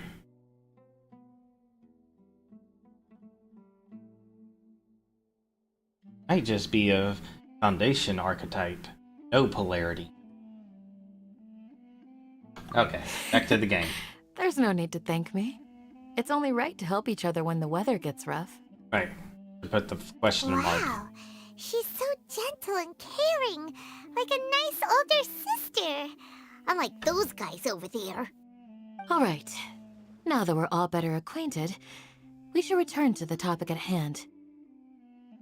As a guardian charged with the responsibility to protect my fellow villagers from harm, I was observing your conflict from afar, even before the sandstorm started. And now that you have set foot within our village itself, it is all the more my responsibility to make absolutely sure that you pose no threat whatsoever to us. So please, have an honest and sincere conversation with one another, and put your hostile feelings to rest. Or else I'll crump you. If anyone dares to start anything again while they are under this roof, I will not hesitate to send them out for some quality time with the creatures of the sandstorm. Oh, on second thought, Paimon may have misjudged Candace's character. I did it. And that goes for you too, Miss Dia. Do I make myself clear? All right, we got it, Candace. That's what I like to hear. So, which of you will begin? I was supposed to be a mediator, but I might have gotten a little too involved just now. Anyway, one of those two should probably start talking. Wait, that was you trying to be a mediator? Yep, that's what I expect from a T-type. I have nothing to hide, so there's no shame in explaining myself. While Alhaitham wasn't wrong about the other Matra not knowing my whereabouts, it's not because I've been assigned a morally dubious mission. Rather, I've chosen to exile myself. Oh, nope. Huh? Exile yourself? That's definitely A negative little while polarity ago, behavior. I discovered that there was data missing in the Academia's project planning and development files. What little they did report clearly did not match the project's actual progress. As General Mahamatra, I had the responsibility and authority to request an audit. However, to my surprise, the person responsible for the erroneous data was none other than Grand Sage Azar himself. I tried to investigate the issue myself before submitting a formal audit request, but I soon found that all leads and potential pieces of incriminating evidence were carefully concealed from me. I began to realize that's buddy that cop without the buddy. they were cautious of me from the very beginning. Unsurprisingly, the Grand Sage rejected my audit request as soon as the submission reached his desk. He even said to me, The power of the General Mahamatra is granted by the sages. You have no right to judge us. So they really are up to no Okay, good. that's Buddy Cop. I realized then that to the Grand Sage, the Matra are nothing more than tools for the sages to assert and maintain their control over knowledge. The vows that we took, the principles that we strive to uphold, they are meaningless to the academia of today. Okay, yeah. Absolutely Buddy Cop behavior where he refuses to toe the line. Just follow orders and the higher-ups tell him to. Okay, Cyno is set in stone. I have his archetype. Alhaitham is guaranteed. Dea is guaranteed. She's the opposite polarity of Cyno, who does what she's paid to do as a mercenary. And lastly is Candace, quite possibly the opposite polarity of Alhaitham, but still an X-type like him.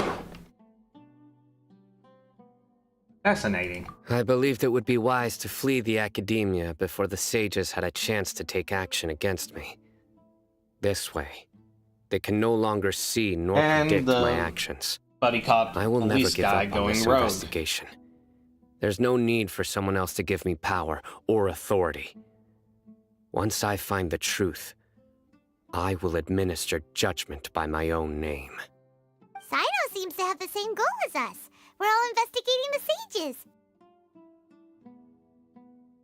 Plus, now that he's no longer the General Mahamatra, he somehow feels a lot less scary.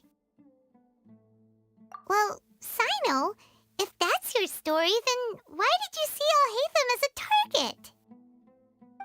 When I was investigating the matter in the academia, I overheard a conversation between Alhaitham and a sage. The sages asked you to investigate a blonde-haired traveler. Do you dispute this, Alhaitham? No. What? Like many parts of the project, this assignment was undocumented. Now throw in your suspicious behavior with the Divine Knowledge Capsule, and I think we deserve an explanation. Yes. I was indeed tasked with investigating the Traveler. Alhaitham! After all, the promised reward was so great that hardly any scholar could have refused. The sage told me, once you've completed this assignment, I can give you a glimpse As of if he divine would be knowledge. satisfied with a glimpse. Oh no, hell no, no. He definitely did not take that. Hey, no way he would be satisfied with a glimpse.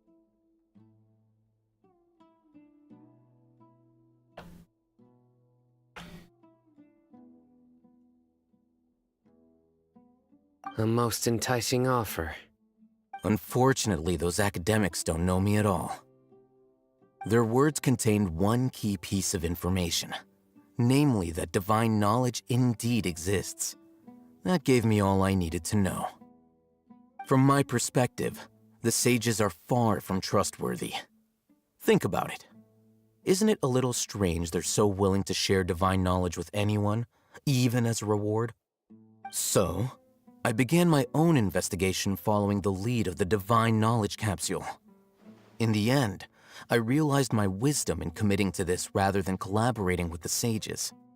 Had I been less guarded, I probably would have ended up like that Ain al-Ahmar mercenary, incapable of remaining sane for long enough to hold a conversation. You mean that the sages originally planned to dispose of you, using one of those capsules that drive people insane? I'd already given up on the assignment by then. I only told the academia I was waiting in Port Ormos for you to appear so they wouldn't suspect anything. So it came as quite a surprise when I encountered my erstwhile target while investigating the Divine Knowledge Capsule. Criminals do love to talk about coincidences. Even though I ran into the Traveler by chance, I had no intention of providing assistance to the academia. Also, you should remember, you were the ones who decided to follow me and strike up a conversation after I left that tavern. Yep, that is how things went. That's true. Alhaitham helped us out at Caravan Rebot as well. Maybe he's telling the truth. I'm willing to apologize, if that's worth anything to you. I took the Divine Knowledge Capsule behind your back because I judged its existence to be a significant risk. I felt that it would be best for no one to interact with it before it had been properly studied. After all, curiosity often proves to be the most dangerous thing in this land. You should be well aware, Scribe Alhaitham, that curiosity can also lead you to danger and suspicion. Answer me this. Did the sages share any information about their project with you? Have I not made myself clear? Hey, Bravo TV. You and I are both distrusted by the Academia. Do you really think they would tell me anything? Fine. Although you haven't completely proven your innocence, I won't regard you as an enemy, for now. I want to see more of Cadence. I don't know her archetype, for sure. Good. I'm glad to see you two clearing up your misunderstandings. And now you, Dia. I believe it's your turn. I don't think she has anything sorry. interesting. Whatever the boys were talking about must have been so boring. And that's that I spaced why. out. My situation is pretty straightforward. My employer, Dunyarzad of the Homayani family, is friends with the Traveler and is currently recovering from her illness at home. I had nothing going Bravo on. TV, this so is Genshin Impact. I decided to return to Aru Village for a visit. I was actually looking forward to a pretty exciting time getting back together with everyone here. But then I saw these two random guys in the middle of a pointless argument. It ticked me off, and things went downhill from there. Is that all? Well, I will admit that definitely sounds like your style. In that case, welcome back, Dia. That's more like it. I missed you all so much, Candace. Ooh. Whoa! What was that sound? No need to worry. Now that you're no longer at each other's throats, please make yourselves at home. I'll take a quick trip outside to clear out some of those creatures in the sandstorm. Creatures? In the sandstorm? Are you sure you don't want some backup? Fighting in a sandstorm is not for the faint-hearted. Anyone without extensive training in these conditions is at a disadvantage. You needn't worry. Yeah, just leave him to Candace. Don't worry, she's as tough as they come. I mean, even if you haven't gotten far in Genshin Impact, you should be able to recognize the Traveler in Paimon.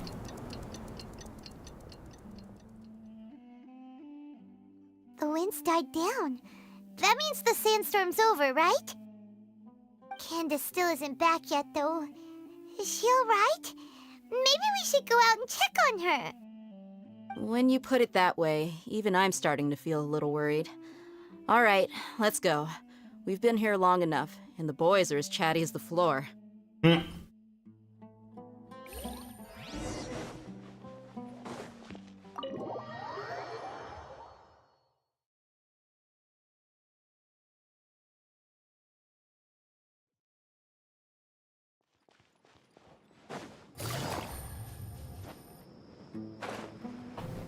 Ready.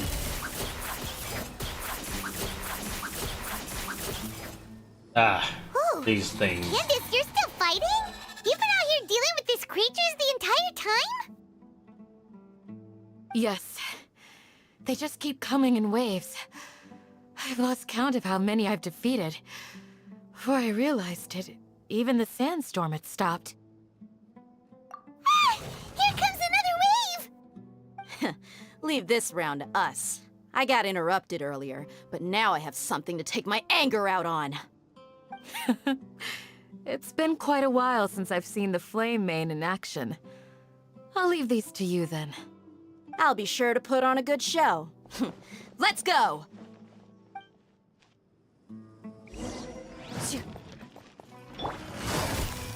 Quietly now. I see everything.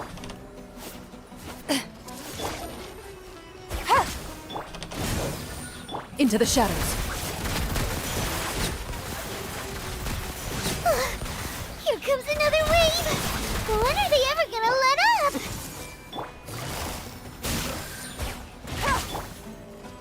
Time to testify.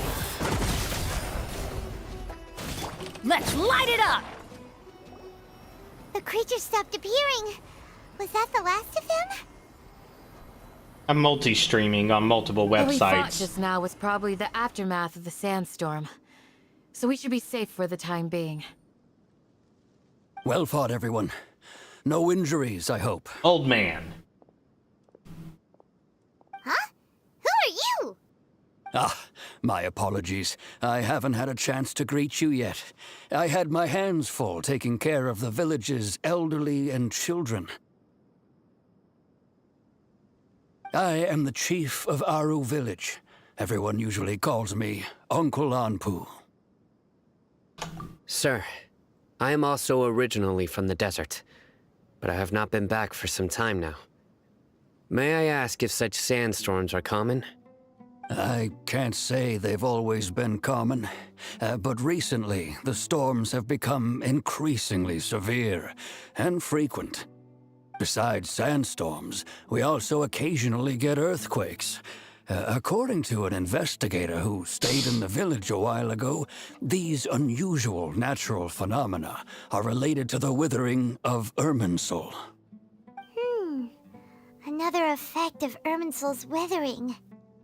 So, Irminsul's withering causes withering zones in the forest, and sandstorms and earthquakes here in the desert? Everything in the natural world is inextricably connected to Irminsul. These regional symptoms can indeed be a reflection of Irminsul's present state. Everyone in Aru Village needs to take good care of themselves. Speaking of which, why haven't I seen a single village keeper since I got here? Village keeper? Who are they? Village guards like Candace? Does your curiosity know no bounds? Village Keeper is how Aru Village refers to mad scholars exiled here by the Academia. Most of them are scholars who lost their sanity after a period of training in the Avidia Forest. The Academia believes that their crazed mutterings may have a negative effect on the psyches of other scholars. So, they're forcibly exiled to the desert. Alas, that's exactly what we've been trying to investigate. One by one, the village keepers have been mysteriously disappearing without a trace. That's never good. But no one in the village has ever seen them leave. If you're planning to stay around the village for the next few days, I'd appreciate it if you could keep an eye out for them. I've had encounters with those people in the past. I'll see what I can do to help. The Matra are the ones responsible for their exile. Now that you're no longer with them, are you trying to alleviate your guilt and atone for your past sins? A little harsh, I'm fascinated by how you think. Mock me if you will, but if you are guilty, I will eliminate you, regardless of my position or identity. Oh, you're the former General Mahamatra. You must be an expert in these kinds of investigations. Thank you for your help.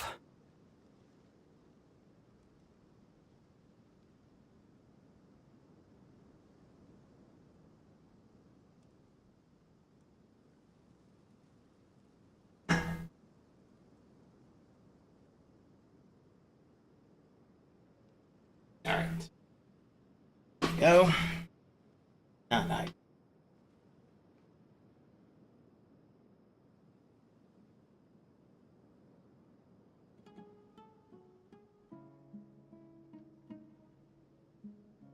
There we go.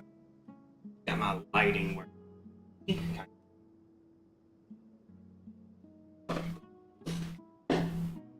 Hopefully that's not close enough to cause a sunburn. Is it because you're reminded of Hypatia? Oh, these poor scholars.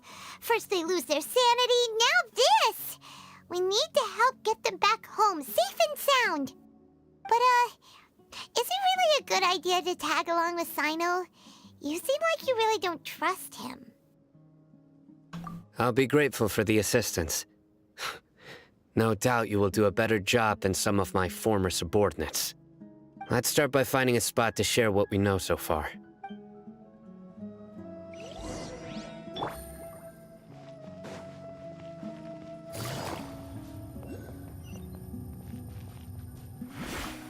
Ready.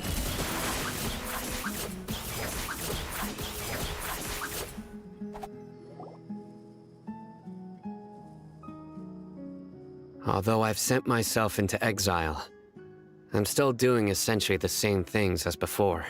Ooh, Do tree you fruit. still have any questions for me before we start our investigation? One of my former subordinates told me that this title has its origins in a strange incident.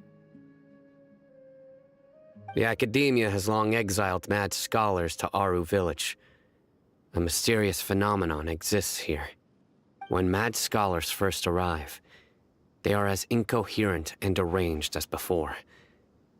But after spending some time here, they invariably begin to calm down. Initially, the people of Aru Village greatly resented having to take in the mad scholars. But a strange incident one night changed that.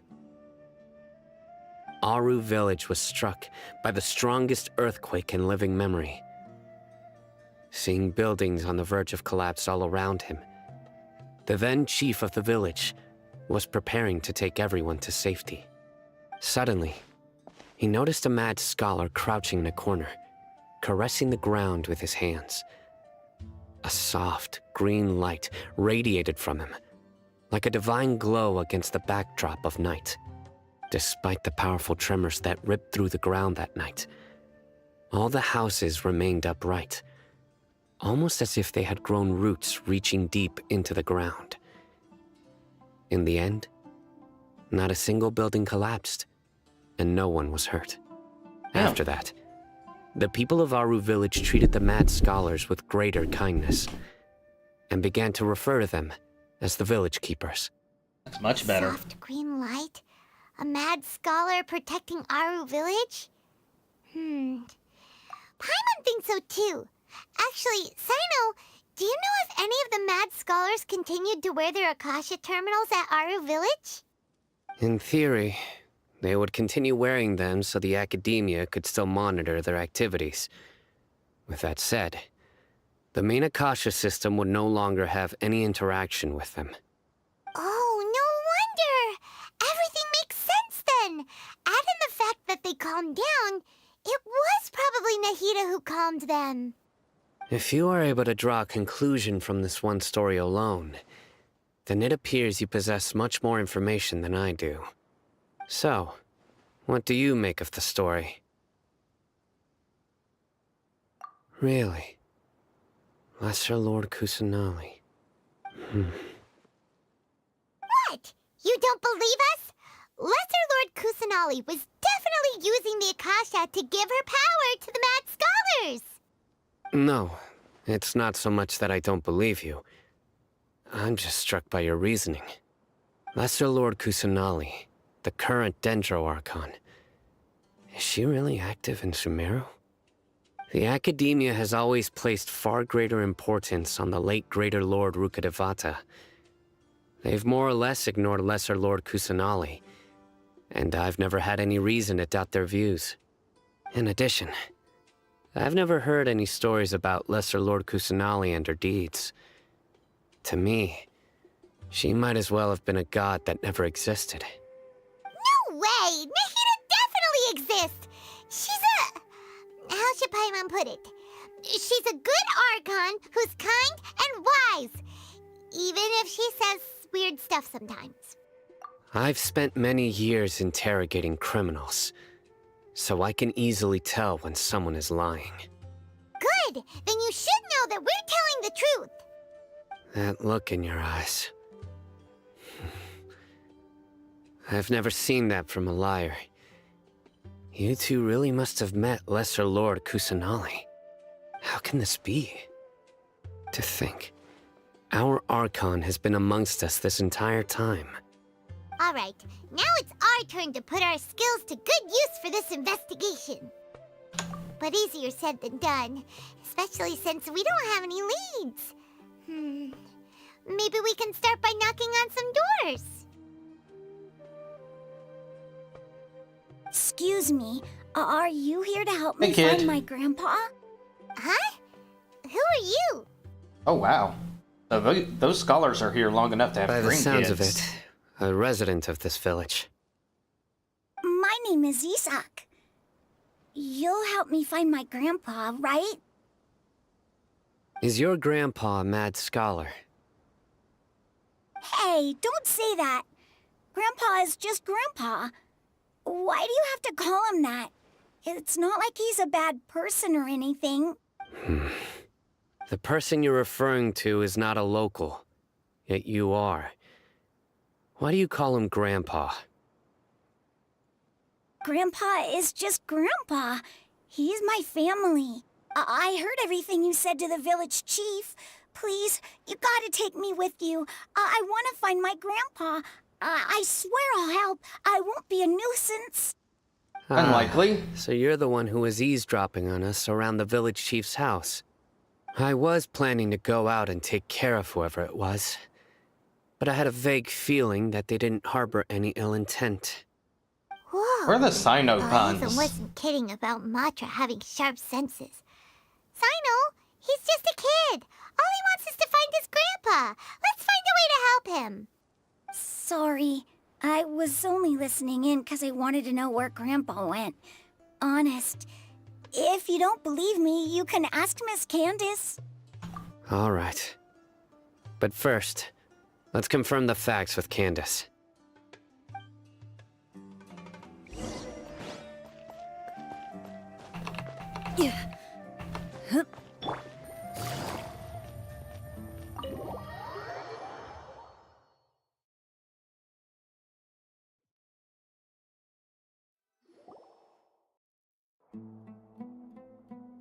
Sino is super vigilant.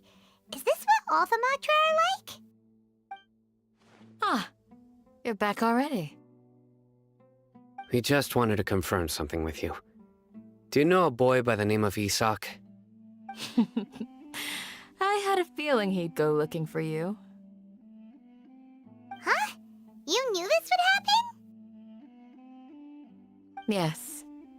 Although he tried his best to stay hidden, I still noticed him eavesdropping outside the window. He really wants to get his grandfather back. Isak's parents were both Aramite mercenaries who rarely returned to the village after finding employment in the city. He was raised by his grandfather. Unfortunately, it was only a few years before his grandpa passed away. Isak was still very young at the time, so various families in the village took turns caring for him so he could survive. Later, an elderly mad scholar arrived at the village. Isak thought the scholar bore a striking resemblance to his grandfather, and thus often spied on the man. However, the scholar was unkempt in appearance and incoherent in speech. Although Isak referred to the man as his grandpa, he was afraid and didn't dare to approach him. One summer night, the oft mumbling and bumbling grandpa suddenly calmed down and seemed to become more lucid. He even noticed Isak hiding in the distance. So Grandpa walked up to Isak and patted him on the head. He even took Isak to the entrance of the village, where he patiently taught the boy the names of the stars, and accompanied Isak until he fell asleep. The next morning, Isak woke up and wanted to go find his grandpa again, only to realize his grandpa no longer recognized him. However, even so, Nahida. Grandpa retained his calm expression. It's said that those who saw the scholar claimed he no longer appeared to be crazy, but appeared to be living in his own world, almost as if he were sleepwalking. Isak was thrilled that his grandpa was able to find peace, and would follow him all the time, asking him things like, "Grandpa, want me to take you somewhere fun?" or, "Grandpa, could you tell me stories about the stars again?" All this somehow just makes Paimon feel really sad. It seems like they both deserve so much better. Perhaps. Nearly everyone who lives in the desert has some form of hardship or regret. But even so, we must still continue on with our lives. It's also my reason for fighting. I must continue to protect this land.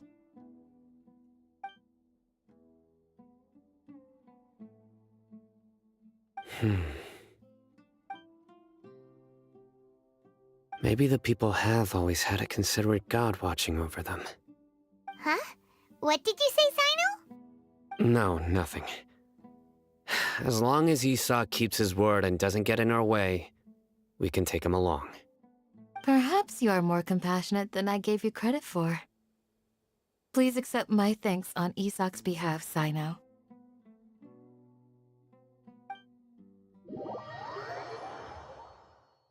Alright, looks like we're having a little tag-along. Hey, Isak! Oh, it's you guys! We've cleared everything up. Let's go find your grandpa. Really? Wow! Thank you so much! Yeah! Alright. Let's ask the local residents some questions first. Isn't that... We have already been told they don't see where they're going. Quest complete. Hey.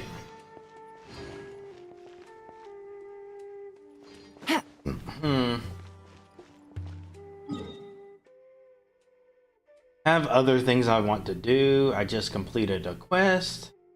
I think that's a good stopping point.